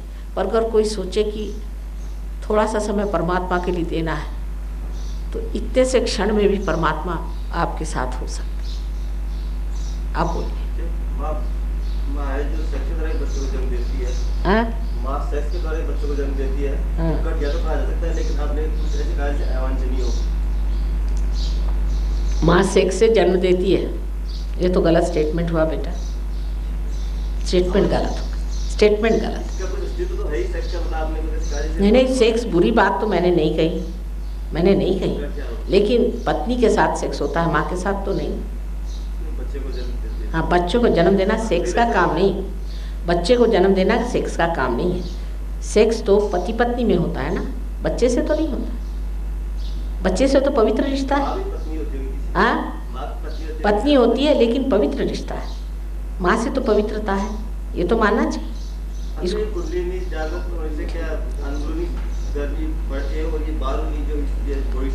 कुछ नहीं, बिल्कुल नहीं होता। ये तो गलत लोगों के पास जाइए, जो कि माँ से ही खेलते हैं उनको होता है, जो गलत काम करते हैं उनसे ही होता है, जो इस तरह की चीज़ें करते हैं जिनका चरित्र स्वयं ठीक नहीं है, उनसे होता है। वो लोग ऐसे लोगों के पास जाने से न जाने क्या क्या, एक साहब के तो पूरे यहाँ से यहाँ तक मैंने ब्लिस्टर देखे और कहले मेरी कुंडलिनी जागरूक हुई। दूसरे था पागल जैसे दौड़ रहे थे और मैंने कहा क्या हो गया, कहले मेरी कुंडलिनी जागरूक हो गई। मैंने कहा ये कैसे, तो कहले बस जैसे कोई बरैया मुझे काट रही है, सब बरैया मेरे बदन में काट रही और सारी दुनिया भर में पागल जैसे घूम रहे थे। मैंने कहा ये किसके पास गए, कहले वो फलाने साहब थे तो उन्होंने मेरी कुंडलिनी जागरूक की। तो मैंने कहा उनकी हुई थी, कहले उनकी भी ऐसी हुई थी। मैंने कहा अच्छा तो फिर तुम क्यों गए उसके पास, जब उनकी ऐसी कुंडली जागरूक थी तो वो तुम्हारी भी ऐसी करेगी। भाई जब सामने का आदमी ऐसा हो रहा है तो तुम कहे उसके पास गए। लेकिन इंसान बड़ा अजीब है, शराब खाने से आदमी आता है, गिरता है उसके सामने और ये उसको लांग कर अंदर चला जाता है। इंसान की बुद्धि का क्या करें। अगर वैसे ये कुछ ऐसे वो होते हैं जैसे बरैया काटती, जैसे जब कुछ ऐसा साधना की तरफ जाता है आदमी, हाँ गलत चीज की तरफ चाहिए तो होगा ही, अगर मर्यादा आप लांघिए तो होगा ही, तो होता है ना। ये सब दुनिया भर की चीजें होती हैं पर वो तो गलत चीज है ना। गलत चीज से आप नहीं है क्या कि कुंडली जागृत हो रही है, अगर वो ऐसा कुछ हो रहा है, ये बरैया काटने जैसी स्थिति आ रही है, तो ये क्या उसका कुछ पहचान है कि हाँ ये जागृत? नहीं बिल्कुल नहीं। उसकी पहचान एक ये है कि आपके सर में से यहाँ तालू में से ठंडी ठंडी हवा आती, हाथ में ठंडी ठंडी हवा, ये इसकी पहचान। चारों तरफ इसकी ठंडी शीत, उनको सलीलम सलीलम वर्णन है, सलीलम सलीलम, चारों तरफ ठंडा ठंडा सा नजर आता है। ऐसा कोई नहीं शरीर में दर्द पैदा होती हो? नहीं कुछ नहीं, दर्द वर्द कैसे, ये आपकी माँ है वो सारा दर्द नहीं, जैसे ये कंपन पैदा नहीं होना नहीं चाहिए। अगर कोई गलत चीज़ हो अंदर तो थोड़ा कंपन हो जा सकता है, थोड़ा बहुत होता है। अगर कोई अंदर गलत चीज़ है उसको सही करने में थोड़ा बहुत होता है कंपन, लेकिन ऐसा कोई दुखदायी नहीं। ये कुंडली जागृति जो होती है वो कुछ समय के लिए होती है, कोई परमानेंट टाइम के लिए होती है? परमानेंट बेटे हाँ और क्या।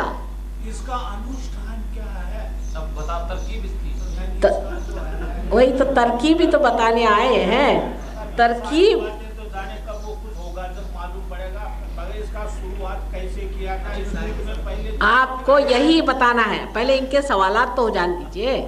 आप ठीक कह रहे हैं, बिल्कुल आप सही हैं। तो स्कूल में पहले जाकर के बैठे तो कक्का श्री राम जी हम तो सीखना चाहते हैं पहले, ये तो बड़ी बात है। बड़ी बात, वो बड़ी बातें काहे करने की, सही बात कह रहे हैं भाई। अगर आपको दिया जलाना है तो बताइए बटन कहाँ है, ठीक करो। बाद में सीखते रहेंगे कहाँ से लाइट आई क्या हुआ। ठीक बात कह रहे हैं आप बहुत सही आदमी हैं। यही है, यही जो मैं कहती हूँ कि हिंदुस्तान के देहातों में ये चीज़। इसका बड़ा प्रूफ ये होगा सबसे कि जिस समय वो अनुभूति आएगी उसमें कोई संदेह नहीं रहेगा। हाँ मस्तिष्क या दिमाग अपने आप कहेगा ये हो गया बस। और आप अपना सर्टिफिकेट दीजिए, हमें नहीं देने का, बस सीधी बात। अभी आपके यहाँ ऐसे बहुत से लोग हैं जिनको अनुभूति आ गई है, लेकिन अभी आपको नहीं आई। और सही बात है कि अनुभव शून्य की बात क्या की जाए, ये तो सब अनुभव शून्य बात है। तो अनुभव को पाए, जैसे आपने कहा ये तो बुजुर्ग हैं और ये समझदार आदमी, ये समझदारी की बात है, बिल्कुल समझदारी की बात है। आपके विषय में पढ़ा था कि आप छूकर जो है कुछ एहसास करा सकते हैं। अरे बेटे उसकी ज़रूरत नहीं, वो किसी को किया होगा छू छा के तो उन्होंने लिख दिया होगा, लेकिन छूने की कोई ज़रूरत नहीं। पहले बहुत अच्छा हो गया, पढ़ा था कभी 5 साल 10 12 साल पहले। हाँ कोई कठिन जीव होंगे तो उनको छूना भी पड़ा होगा, क्या करें, कभी कभी तो हाथ तोड़ने पड़ते हैं। हाँ नहीं कोई नहीं, बचपन में या किसी विशेष एज में या उसे हो सकती है? कोई नहीं। अभी बच्चे का हो सकती है? सबकी, बच्चों की तो सबसे पहले होती है। बच्चे के लोग कोई एक्टिविटी कर ही नहीं पाता। अच्छा अब ये साहब एक और कह रहे हैं, कुछ नहीं तो इनकी बात ये ना कि जिस वक्त जागृति शुरू होगी तब आप ढूंढेंगे और कोई सवाल ये नहीं पूछा वो नहीं पूछा, इसलिए पहले आपको सेटिस्फाइड कर दे। हाँ फरमाइए क्या करें। कुंडलिनी और आत्मा में संबंध क्या है? कुंडलिनी जो है ये आदिशक्ति है, आदिशक्ति का हमारे अंदर प्रतिबिंब है। और आदिशक्ति जो है ये परमात्मा की शक्ति है, और परमात्मा का प्रतिबिंब हमारे अंदर आत्मा है। समझ गए? परमात्मा की जो शक्ति है वो आदिशक्ति, सदाशिव की शक्ति को आदिशक्ति कहते हैं, परमात्मा की शक्ति। क्या कह रहे हैं? आत्मा की तलाश और कुंडलिनी की तलाश एक ही बात है? कुंडलिनी की तलाश क्या करने की, उसकी जागृति करने की, और वही खोज के आपके आत्मा ला करके आपके अंदर जागृत कर देती। उसकी तलाश करने की जरूरत है, किसी चीज की तलाश नहीं। जैसे कुंडली आगे चलते जोर करने लगे तो रास्ते नहीं रहते होंगे। कुंडलिनी कुंडली आगे से वो चोट करने लगे, हाँ। तो रास्ते के चक्र तो अछूते नहीं रहते होंगे। रास्ते के कुंडलनी आज्ञा चक्र पे चोट करने लगे तो जो रास्ते के चक्र हैं वो अछूते नहीं रहते होंगे। सब खोलने पड़ते हैं। आगे अगर आपका पकड़ा है तो उसको खोलेंगे, देखते हैं कहाँ है कुंडलिनी। सब खोलने का काम तो करने का है, वही तो काम है। चक्र में पहुंच हो जाए तो मेरा मतलब रास्ते के चक्र में वो भी जो डायरेक्ट आज्ञा चक्र पे पहुंचा जा सकता है। डायरेक्ट आपके सहस्त्रार पे पहुंचाएंगे। आज्ञा चक्र क्या बात। रास्ते के चक्र सक्रिय होंगे तभी तो ऐसा होगा। या रास्ते के चक्र हाँ, रास्ते में जो चक्र है जो दो सारे उसमें से सबका वो षटचक्र छेदन करती हुई तत्क्षण यहाँ से निकल आई। सीधा ही आज्ञा चक्र में पहुंच जाएंगे। नहीं नहीं, यहाँ से निकलेगी साहब तालु से, ब्रह्मरंध्र से। ब्रह्मरंध्र से निकलेगी, तालु को छेदती है, वो षटचक्र भेदन करती है। आज्ञा चक्र पे नहीं रुकती है तो खिड़की है सिर्फ, यहाँ से बाहर निकल आती। अच्छा बेटी बैठो, कुछ तो जानते। तो सभी चक्र सक्रिय समझो। हाँ, सभी चक्र हो गया। ये बैठे हैं, दो चार इनकी निकल आई है, इनसे तो पूछ लीजिए। इस क्रिया करने में किसी का मतलब जो इक्विलिब्रियम हो सकता है, मतलब क्या नहीं होता? यानी आदमी कपड़ा अरे नहीं साहब, आप सुकृत हो जाते हैं, विकृत क्या होंगे? कोई जरूरी थोड़ा है कि हर आदमी जो है उसको रियलाइजिंग करके जो है अपने आप को इक्विलिब्रियम में रख सके। क्यों नहीं? कोई आदमी शायद ऐसे भी होता है जो उसको प्राप्त नहीं कर पाए और अपने आप को लूज कर जाए, विकृत हो जाए, ये कैसे होगा? उसको आपसे मुझे आप तो ऐसी बात कर रहे हैं जैसे समझ लीजिए आपने बीज को बोया, तो वो क्या बीज जब अंकुरित होता है तो वो विकृत कैसे होगा? बीज तो कहीं उगते भी नहीं था। नहीं उगते तो नहीं, वैसा तो है ही, कुछ लोग तो पार नहीं होते, ये तो बात सही है। नहीं होते, चलो मेहनत करेंगे, आज नहीं होंगे कल हो जाएंगे, कल नहीं होंगे परसों होंगे, हम तो मेहनत के लिए बैठे हुए हैं। उसमें घबराने कौन सी बात है? आप जरूरत से ज्यादा घबरा आप पार हो जाइएगा, बस पहले पार हो जाओ अब बस। अच्छा बोलो क्या बात, क्या करें? जागृति का तरीका है। वही तो बता रहे हैं, अभी उसके लिए तो समय नहीं दे रहे हैं, पहले इधर उधर की बात कर रहे हैं। अच्छा चलिए, बस वही बात ठीक है, जो बात आप कह रहे हैं सही कह रहे हैं कि पहले जागृति होनी चाहिए और कुछ नहीं चाहिए, ये तो सही बात कह रहे हैं, यही तो चीज है। हाँ, अच्छा कुछ लोग सामने बैठ जाए आराम से,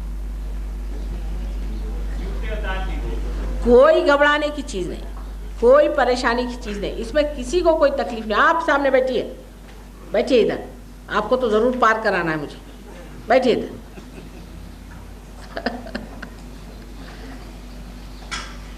आइए पीछे जरा कुर्सियां खींच लीजिए, जितने आगे बैठना बैठे, नहीं बैठना इसमें बैठ सकते बैठ जाइए, ऐसी कोई बात नहीं, पर जहाँ तक हो सके आगे की तरफ आ जाए तो अच्छा रहेगा। अगली आगे कुर्सी में आ जाए जो लोग पीछे।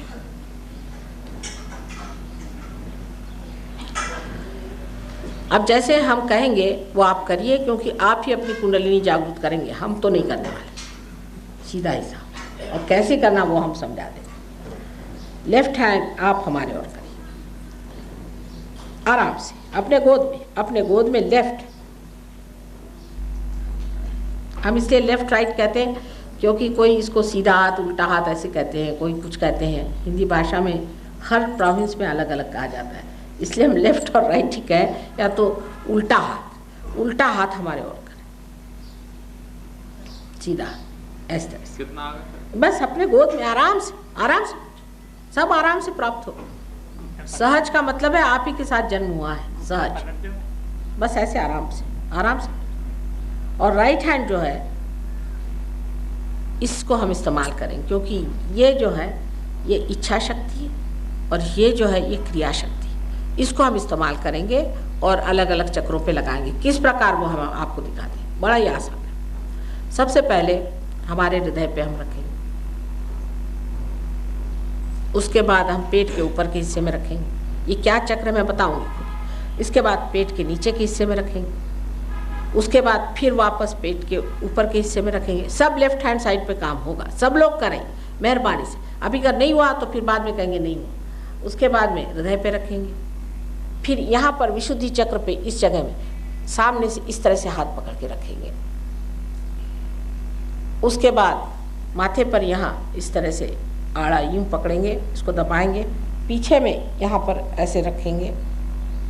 उसके बाद सर पे ये जो तलवा है, इसको बराबर तालु स्थान पे रख के दबा के और 7 बार घुमाएंगे, दबा के यूँ ऐसी उंगलियां करके, बस इसके बाद काम हो जाए। घुमाए कैसे? इसको ऐसे रखिए, दबाइए और घुमाइए। ना ना ना ना ना, अपने हाथ को ऐसे ऐसे घुमाइए दबा के, ऐसे यूँ जैसे मैं घुमा रही हूँ, बस यूँ, ठीक है। ये नहीं भी करो तो भी हो जाएगा, आप लोग बड़े साधु संत हैं, कोई ज़रूरत नहीं परेशान होने की। पहले लेफ्ट हैंड मेरी ओर करें और राइट हैंड ज़मीन पर रखें। अब ये मैंने कहा था कि आप योग भूमि में बैठे हो, इसलिए इस माँ का आशीर्वाद देना। लेफ्ट हैंड आपने ज़मीन पर कर दी, हो सकता है अभी किसी के हाथ में ठंडक आने लग जाए।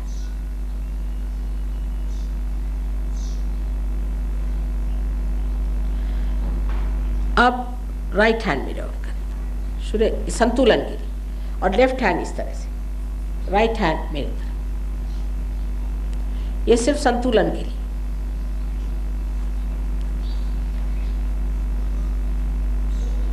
चश्मे भी उतार दीजिए, क्योंकि आंख पूरी समय अब बंद करनी होगी।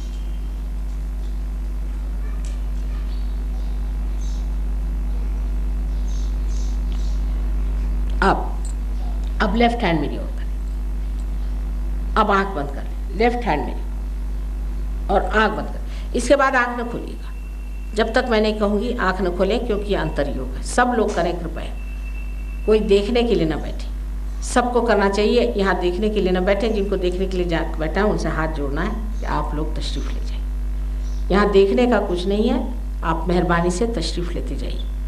यहाँ जिनको ध्यान करना है वही बैठे, क्योंकि दूसरे लोग डिस्टर्ब हो जाते हैं। इसलिए कृपया सब लोग ध्यान में आए, कृपया। नहीं, मेहरबानी करिए, हाथ के ऊपर हाथ रखिए। नहीं, लेफ्ट हैंड इस तरह, मेहरबानी करिए, कोई ज़बरदस्ती करने की ज़रूरत नहीं। अगर आपको ध्यान नहीं करने का तो आप लोग चले जाइए। हाँ, क्यों, क्या बात? हाँ, जर्नल के लिए गया। अच्छा, ठहरते हैं, कोई बात नहीं, आने दीजिए, वो जब भी आएंगे हो जाएगा। अच्छा, घबराएं। देखिए ये आतुरता देखिए, ये सादगी देखिए, ये सादगी देखिए। इस सादगी पर मनुष्य जब तक नहीं आता तब तक उसके साथ कुछ नहीं कर सकते। जो लोग सादगी में नहीं रहते हैं वो ज़िंदगी की सारी परेशानियों में फंस जाते हैं। कैंसर की बीमारी, इसकी बीमारी, उसकी बीमारी, सारी चीज़ें उससे पड़ जाती हैं। अच्छा, अब कोई याद नहीं, आप लेफ्ट हैंड मेरी ओर रखें, मेरे इस तरह से रखें लेफ्ट हैंड। अब राइट हैंड हृदय पे रखें, आंख बंद करें। हृदय में आपके आत्मा का वास है, इसलिए एक सवाल मुझसे आप पूछे 3 बार पूर्ण विश्वास के साथ। माँ, क्या मैं आत्मा हूँ? मन में पूछिए, माँ क्या मैं आत्मा हूँ? मन में पूछिए, पूर्ण हृदय से।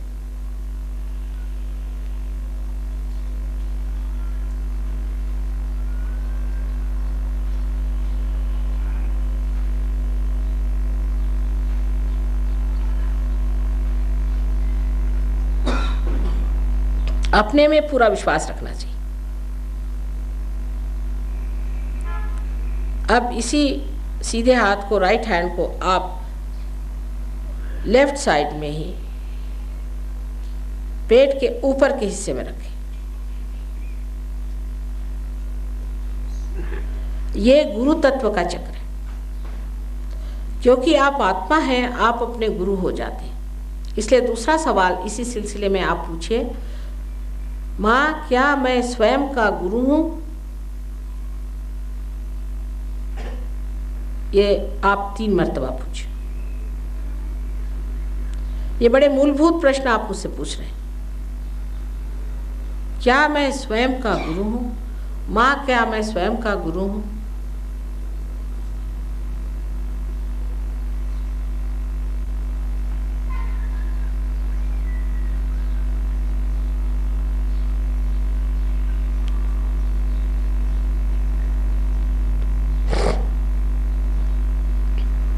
आप क्यों नहीं कर रहे भाई साहब?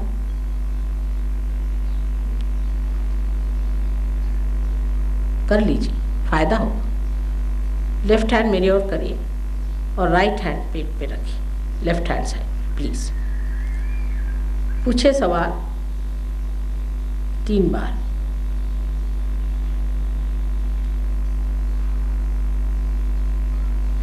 अब इस राइट हैंड को आंख बंद रखें और चश्मा उतार लें, क्योंकि आंख में अच्छा असर आएगा। अब इस राइट हैंड को आप पेट के नीचे के हिस्से में रखें। अब एक बात जान लीजिए कि प्रसन्न चित्त होना चाहिए। आपको परमात्मा के दरबार में उतरना है, आप प्रसन्न चित्त रहें। भय आशंका आदि सब छोड़ करके आप प्रसन्न चित्त हो करके, और इस जगह आपने जहाँ हाथ रखा है स्वादिष्ठान चक्र है, और इस चक्र से आप शुद्ध विद्या जानते हैं, वो विद्या जिससे कि आप ब्रह्म शक्ति को किस तरह से चालित रख करना चाहिए उसके बारे में सारा ज्ञान जानते हैं। लेकिन इस शुद्ध विद्या के लिए मैं आपको ज़बरदस्ती नहीं कर सकती हूँ। आपको कहना होगा कि माँ मुझे ये शुद्ध विद्या दीजिए, मैं ज़बरदस्ती नहीं कर सकती। आपकी स्वतंत्रता की पूरी इज्जत मुझे करनी है, इसलिए आप अपनी स्वतंत्रता में ही कहें कि माँ मुझे शुद्ध विद्या दीजिए। 6 मर्तबा कहें। इस चक्र के 6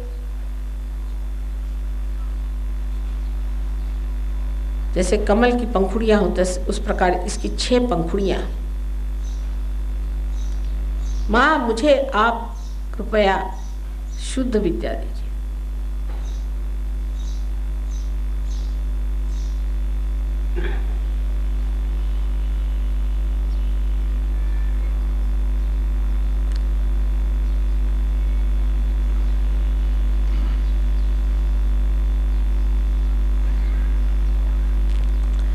आंख बंद रखें, आंख न खोलें, कृपया आंख बिल्कुल नहीं खोलना चाहिए। अंतर योग है, चित्त अंदर की ओर होना चाहिए। अब ये जो राइट हैंड है इसको आप पेट के ऊपरी हिस्से में फिर से रखें जहां गुरु का चक्र था, मैंने कहा लेफ्ट हैंड साइड में। सब काम लेफ्ट हैंड साइड में हो रहा है। अब अपनी कुंडलिनी को आप दिलासा दीजिए। कुंडलिनी जागरूक हो चुकी, लेकिन उसे दिलासा देना होगा जिससे वो ऊपर चढ़े। इस जगह आप पूरी आत्मविश्वास के साथ कहें कि माँ मैं स्वयं का गुरु हूँ। पूरे विश्वास से कहें, कोई आशंका न रखते हैं। माँ मैं स्वयं का गुरु हूँ।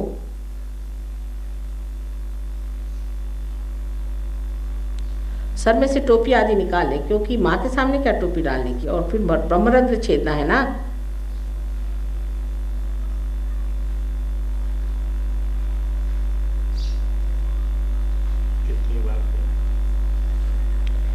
माँ मैं स्वयं का गुरु हूँ 10 बार कही। 10 गुरु तत्व है हमारे अंदर, 10 बार कही।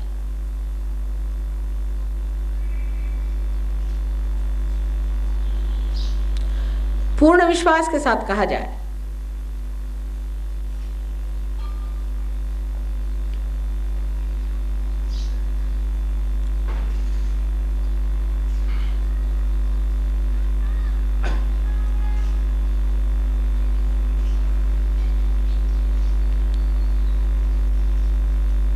मैं ही स्वयं का गुरु हूँ।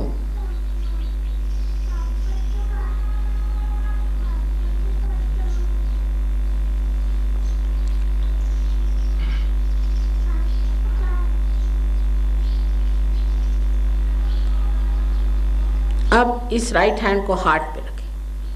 हार्ट में आत्मा का स्थान मैंने आपसे कहा है। पूर्ण विश्वास के साथ आप कहिए, माँ मैं आत्मा हूँ।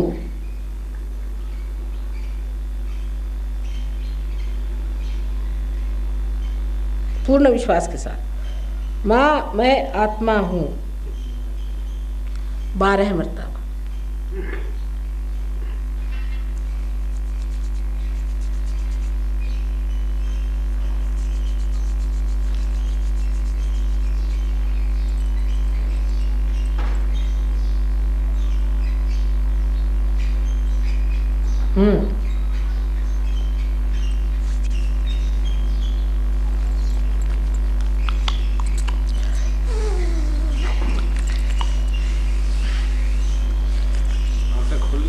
ना ना, आंखें बंद रखिए।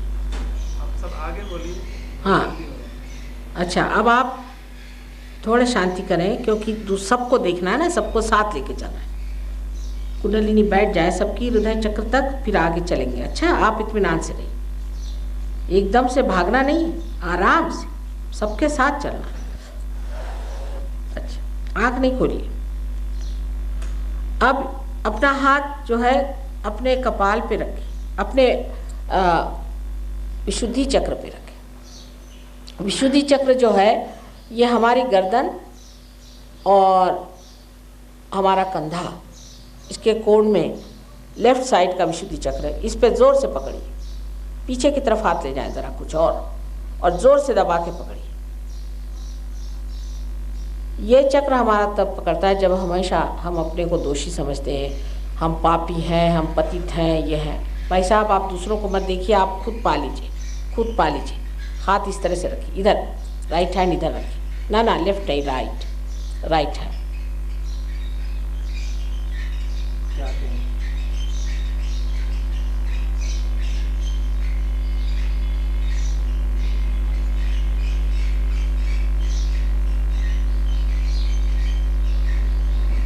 इस तरफ से इनसे भी कहिए, ये भी एक वहाँ से।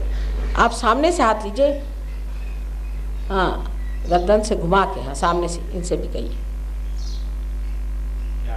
हाँ, यहाँ पर अब आप सब ये कहें कि माँ मैं दोषी नहीं हूँ, मैंने कोई दोष नहीं किया, मैं कोई पतित पापी कुछ नहीं हूँ, मैं आत्मा, शुद्ध आत्मा हूँ। 16 मर्तबा। ये श्री कृष्ण का स्थान है।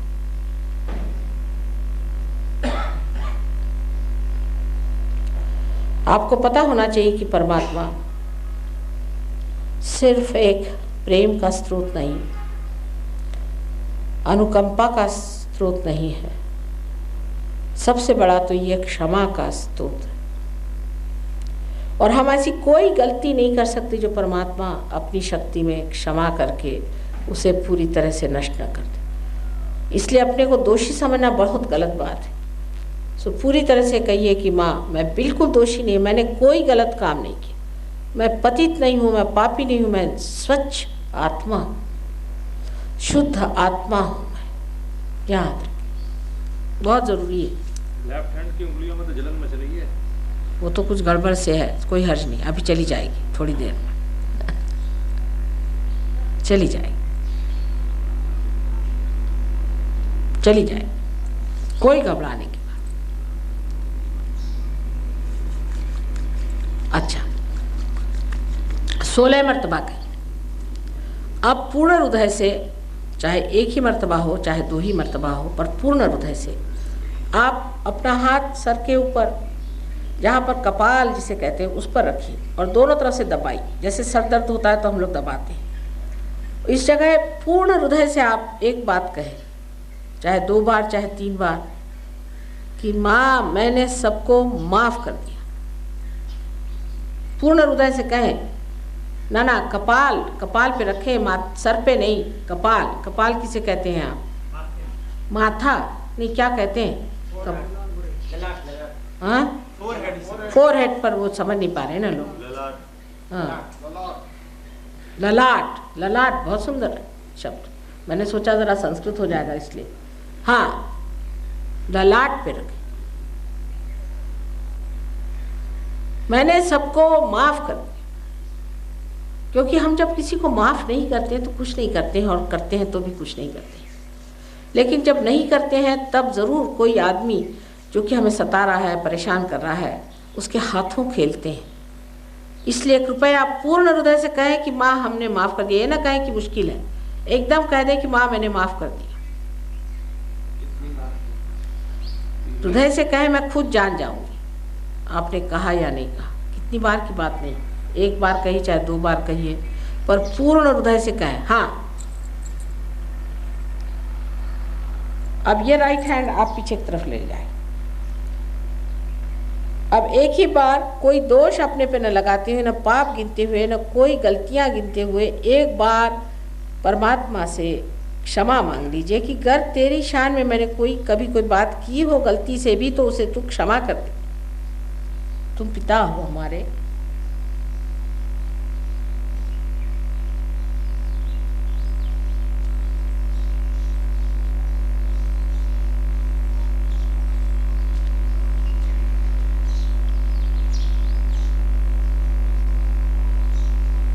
आंख बंद कर लीजिए, चश्मा उतार लीजिए, आंख बंद कर लीजिए, यहाँ पकड़।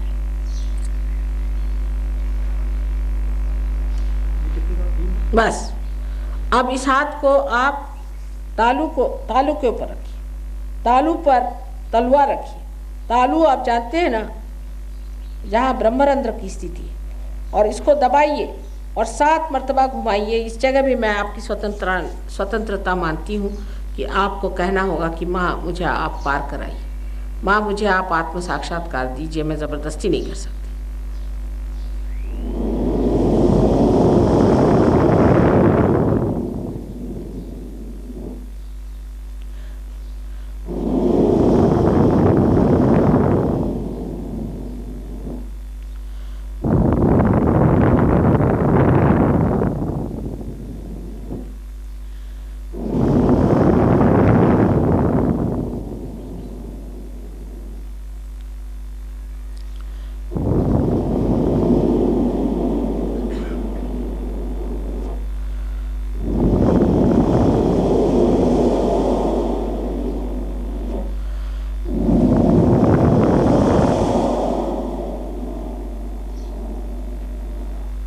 अब धीरे से हाथ नीचे रखें, दोनों हाथ मेरी ओर करके आंख धीरे धीरे खोलें, बहुत धीरे धीरे। अब लेफ्ट हैंड अपने सर पे उठा के 4 इंच 5 इंच पे देखिए कि कोई ठंडी हवा तो लेफ्ट हैंड रखिए, राइट हैंड हमारी ओर, ऐसे राइट हैंड हमारी ओर करें, यहाँ पर तालू के ऊपर, जैसे मैंने लेफ्ट यहाँ पे देखिए कोई ठंडी हवा तो नहीं आ रही। टोपी उतार लीजिए बेटे, हाँ माला आला पहने वो भी उतार लीजिए, अच्छा रहेगा। कोई माला अगर पहने तो उतारे, उसीलिए का जलन आ रही। माला 1 मिनट उतार लीजिए, बस 1 मिनट यहाँ सामने रख दीजिए, बस ठीक है। अब देखिए, अब जलन खत्म हो जाएगी। हाँ जरा ऊपर 4-6 इंच ऊपर देखना चाहिए। हाँ आप ही अपना सर्टिफिकेट दीजिए, मैं नहीं देने वाला। अरे अब राइट हैंड हमारे ओर करें और लेफ्ट हैंड से देखिए। खूब गर्मी आ रही है आप लोगों से। राइट हैंड लेफ्ट हैंड से देखिए, राइट हैंड मेरी ओर करें इस तरह से, जरा ऊंचा। हाँ और लेफ्ट हैंड से देखिए पहले। अच्छा अब जो है लेफ्ट हैंड को मेरे ओर करें और राइट हैंड से देखिए। गाले का पारते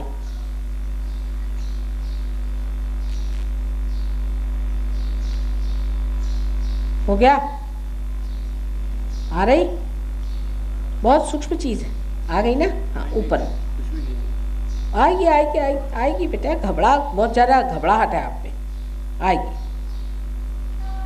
हाथ बदल के देखिए, नहीं आएगी तो पर करा देंगे पार, कोई बात नहीं। हाँ कहिए माँ मेरे सर में आई, जिसके नहीं आ रही कहिए। अभी कुंडलिनी आपकी माँ है, आ जाएगी। हाँ आ गया, आ रही, आप क्या आई, आ रही, आ रही है, हैं? महसूस नहीं होगी, होगी, आई बेटा। हाँ ठीक है।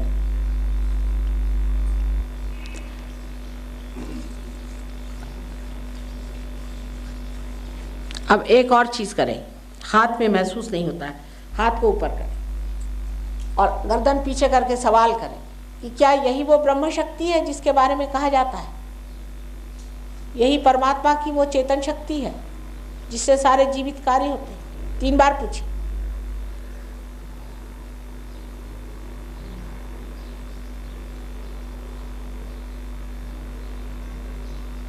अब हाथ नीचे करिए, अब देखिए आई हाथ में लग गई। अब पहली मर्तबा महसूस हुई है चारों तरफ ही शक्ति।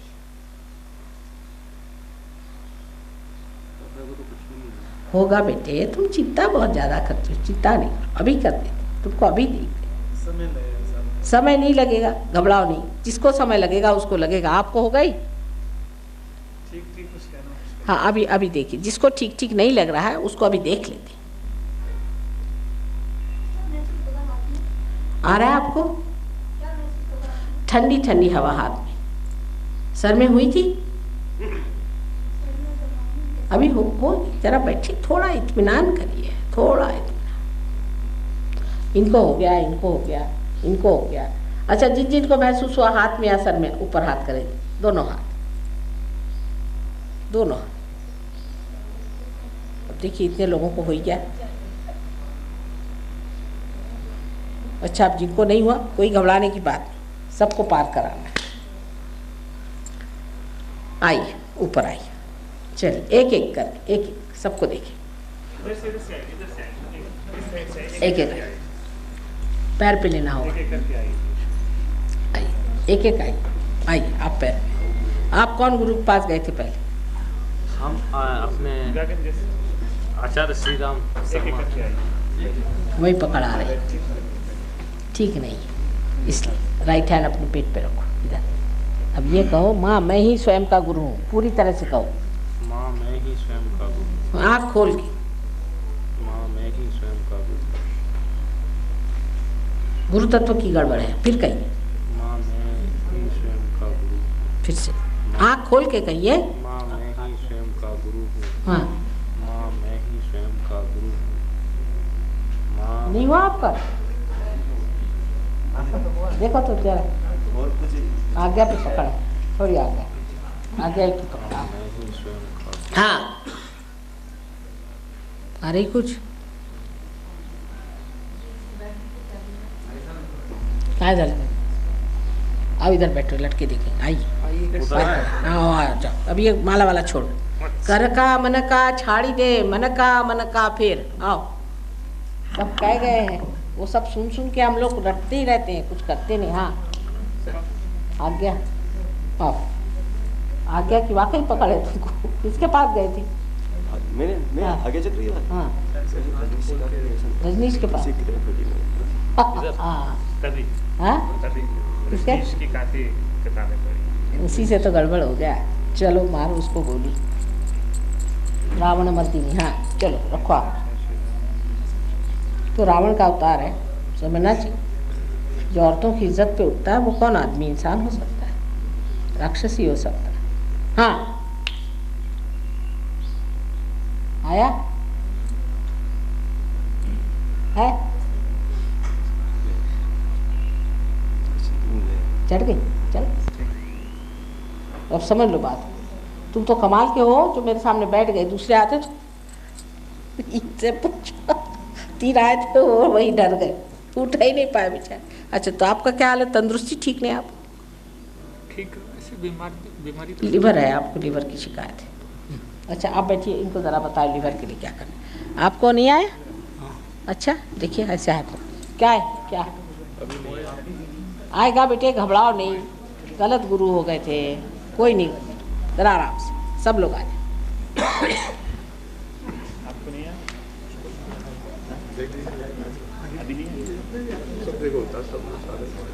क्या कह रहे? आ रहे? ऐसे रहो। नहीं आया?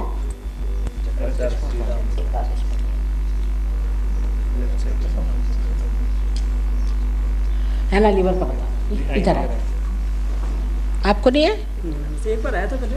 हाँ दिल्ली यूनिवर्सिटी में एक बार लेक्चर सुना तो तब तो बहुत आया था। तो तब से क्या? कभी आता नहीं, कभी चला जाता है। तो ध्यान नहीं किया है, ध्यान से जमाना पड़ता है ना।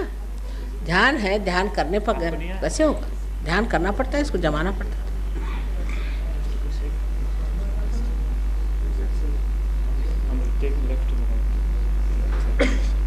क्या हुआ? नहीं आया? आएगा सबको। आप क्या आ गया? इनके हो गया है। चलो उठाओ, देखो हाथ उठाओ उनके। सर में आ गया। हाँ, let it go out. Heat है बॉडी, हीट तो है ही। आपके आ गया तो गलत गुरु पकड़ लिए, गली गली में गुरु बैठे हुए हैं, और क्या होगा। आँख बंद करो।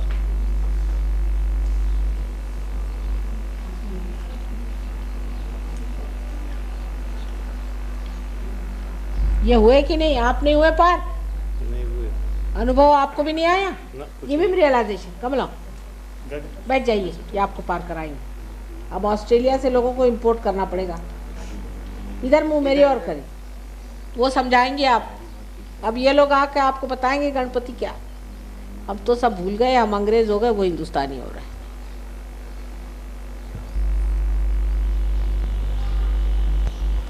छोड़ी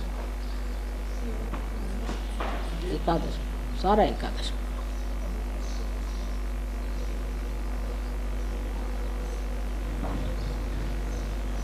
कल शाम को भी प्रोग्राम है 6 बजे C49 भगवान दास रोड पे।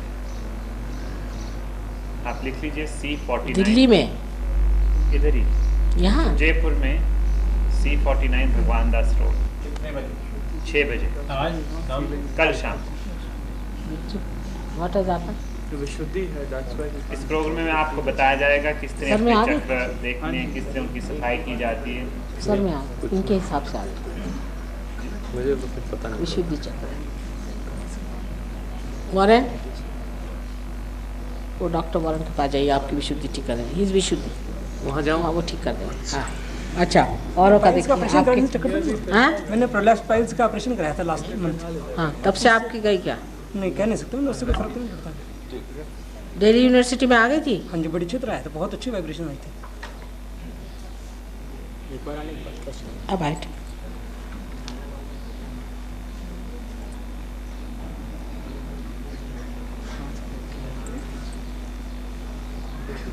चलो आओ, दूसरों को देते होगा। आओ, इनके सर पे हाथ, इधर आओ, ऐसे हाथ, एक हाथ में लियो। अब देखिए आपको आ रहा है? बिल्कुल नहीं आ रहा।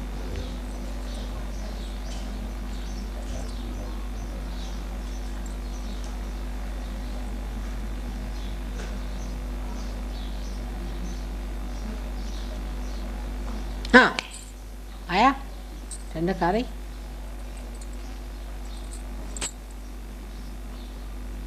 हाँ, आ रही। आपको महसूस हो रहा है? नहीं, शरीर से गर्मी निकल रही है, बहुत ऐसा लग रहा है। यही तो है, बहुत गर्मी निकल रही है। गर्मी है, पसीना बिल्कुल गर्मी बहुत है इनके अंदर। लेफ्ट हैंड, राइट, इस पे रखिए, लिवर पे, लिवर पे ये हाथ लीजिए, छोड़ दीजिए। आइए, अब तो आप समझ रहे हैं, महसूस हो रहा है। तो बात यह है कि पार होने के बाद दूसरों का करना चाहिए, नहीं तो वाइब्रेशंस खत्म हो जाते हैं। उसके बाद मेहनत करनी चाहिए, लोगों को देना चाहिए। जब दीप जला दिया तो कोई टेबल के नीचे थोड़ी रखना चाहिए। अगर आप दूसरों के साथ दीजिएगा नहीं तो वाइब्रेशन क्यों आपको भगवान देंगे? समझ नहीं आता ना दूसरे का चित्र है। समझ में आ जाएगा। ये अब यहाँ केंद्र खुल रहा है। अच्छा, आप यहीं रहते हैं? नहीं, अब फिर दिल्ली जा रहा हूँ 1 महीने बाद, 1 महीने के लिए यहाँ हूँ। आप भी देखिए। अच्छा, यहाँ रहिए, अभी तो ये लोग हैं। अब देखिए आपके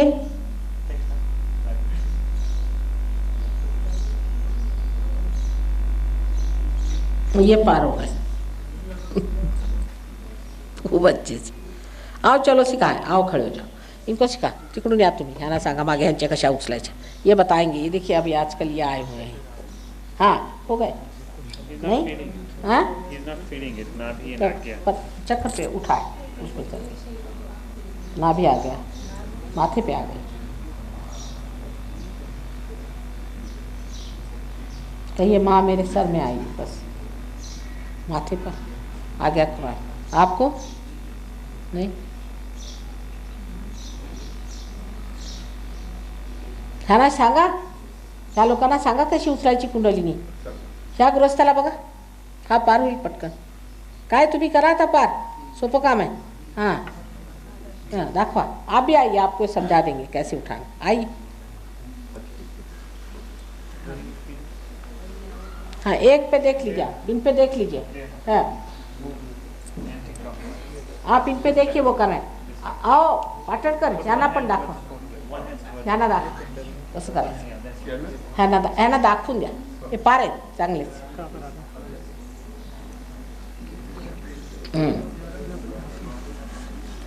क्या हाल, गर्मी निकल रही काफ़ी, बहुत गर्मी है. नहीं लेकिन गर्मी बहुत है ना आपके अंदर. ऐसे हाथ रखिए राइट हैंड में. क्या काम करते हैं आप? हाँ क्या काम? अकाउंटेंट. क्या क्या इनका क्या? व्हाइट पे गुरु कौन है? कोई ना कोई होंगे, किसी के यहाँ गए होंगे. किसी के भाषण में नहीं गए कभी? नहीं भाषण में तो जाते रहते. हाँ भाषण में जाते रहते. वही तो बात है. अच्छा आप इसको गुरु गुरु गुरु चक्र पे राइट हैंड रखिए और कहिए कि मैं ही अपना गुरु. हो गया ठीक, चलने लग गया. अब दूसरों को दीजिए. मुझे नहीं आया. नहीं हो जाएगा.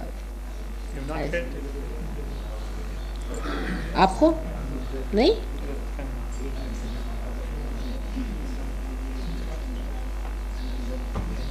जिनका हो गया है वो नीचे उतर और लोग माने. आप रखिए इनके सर पे एक हाथ मेरे और नीचे से उठाइए कुंडली. जो लोग जा रहे हैं पहले फोटोग्राफ ले जाइएगा और किस तरह फोटो पर काम करना है वो भी बता देंगे आप. आँख खुली रखिए. आँख खुली रखिए. Is got it? फोटो के सामने कैंडल रख के और हाथ जिस तरह आज रखे हैं उसी तरह रख के वाइब्रेशंस आप फील कर सकते हैं. और जिन चक्रों में आपको गर्मी आती है उन चक्रों में किस तरह वाइब्रेशंस देनी है ये कल 6 बजे बताया जाएगा. C49 भगवान दास रोड. फोटोग्राफ और किताबें हैं यहाँ, वो आप लेके जाइए. सिंपल और रेस्ट्रिक्टेड डाइट वगैरह बहुत ही अपना रखता हूँ. काफ़ी डिसिप्लिन्ड वे ऑफ लिविंग है. Too much of it. इतना अपने शरीर के साथ खेल नहीं करना चाहिए. बहुत जाती आपने अपने साथ बहुत जाती कर ली, इसीलिए राइट साइड पकड़ा. ये तो हो सकता है कोई गलत स्टेप में कभी नहीं, लेकिन ये आप अपने साथ बहुत जाती करते हैं और बहुत ज़्यादा सोचते हैं. हाँ ये तो है. थिंकिंग बहुत है.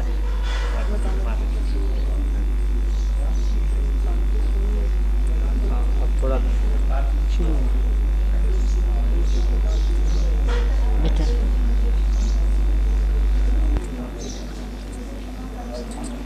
क्या इनका हो रहा है? Tight up. He's been to all kinds of gurus. इनको देखिए, ये दोनों होने चाहिए, जल्दी हो जाएंगे. ये बघा डॉक्टर साहब, इनको देखिए, ये 2 मिनट में ये लोग पार हो जाएंगे. ये भी हो जाएगा. होना चाहिए. आप कुछ ठंडक तो शुरू. अच्छा आप बैठ जाइए थोड़ी देर. ऐसे ही बैठो जैसे हमने कहा. हाथ ऐसे वो नीचे उधर सरक. आप आ जाइए. नहीं हो रहा आपके? क्या बात? देखते हैं.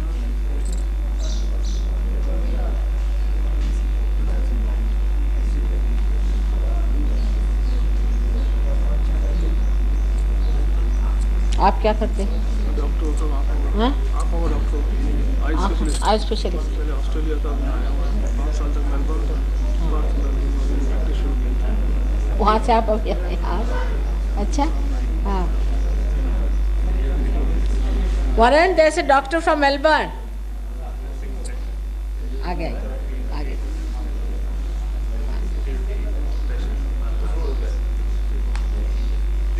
बहुत पसीना आ रहा है.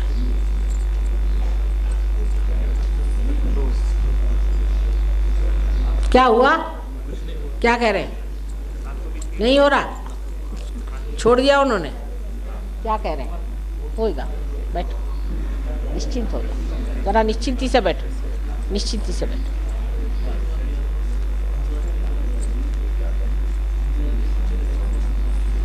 आप बोलो.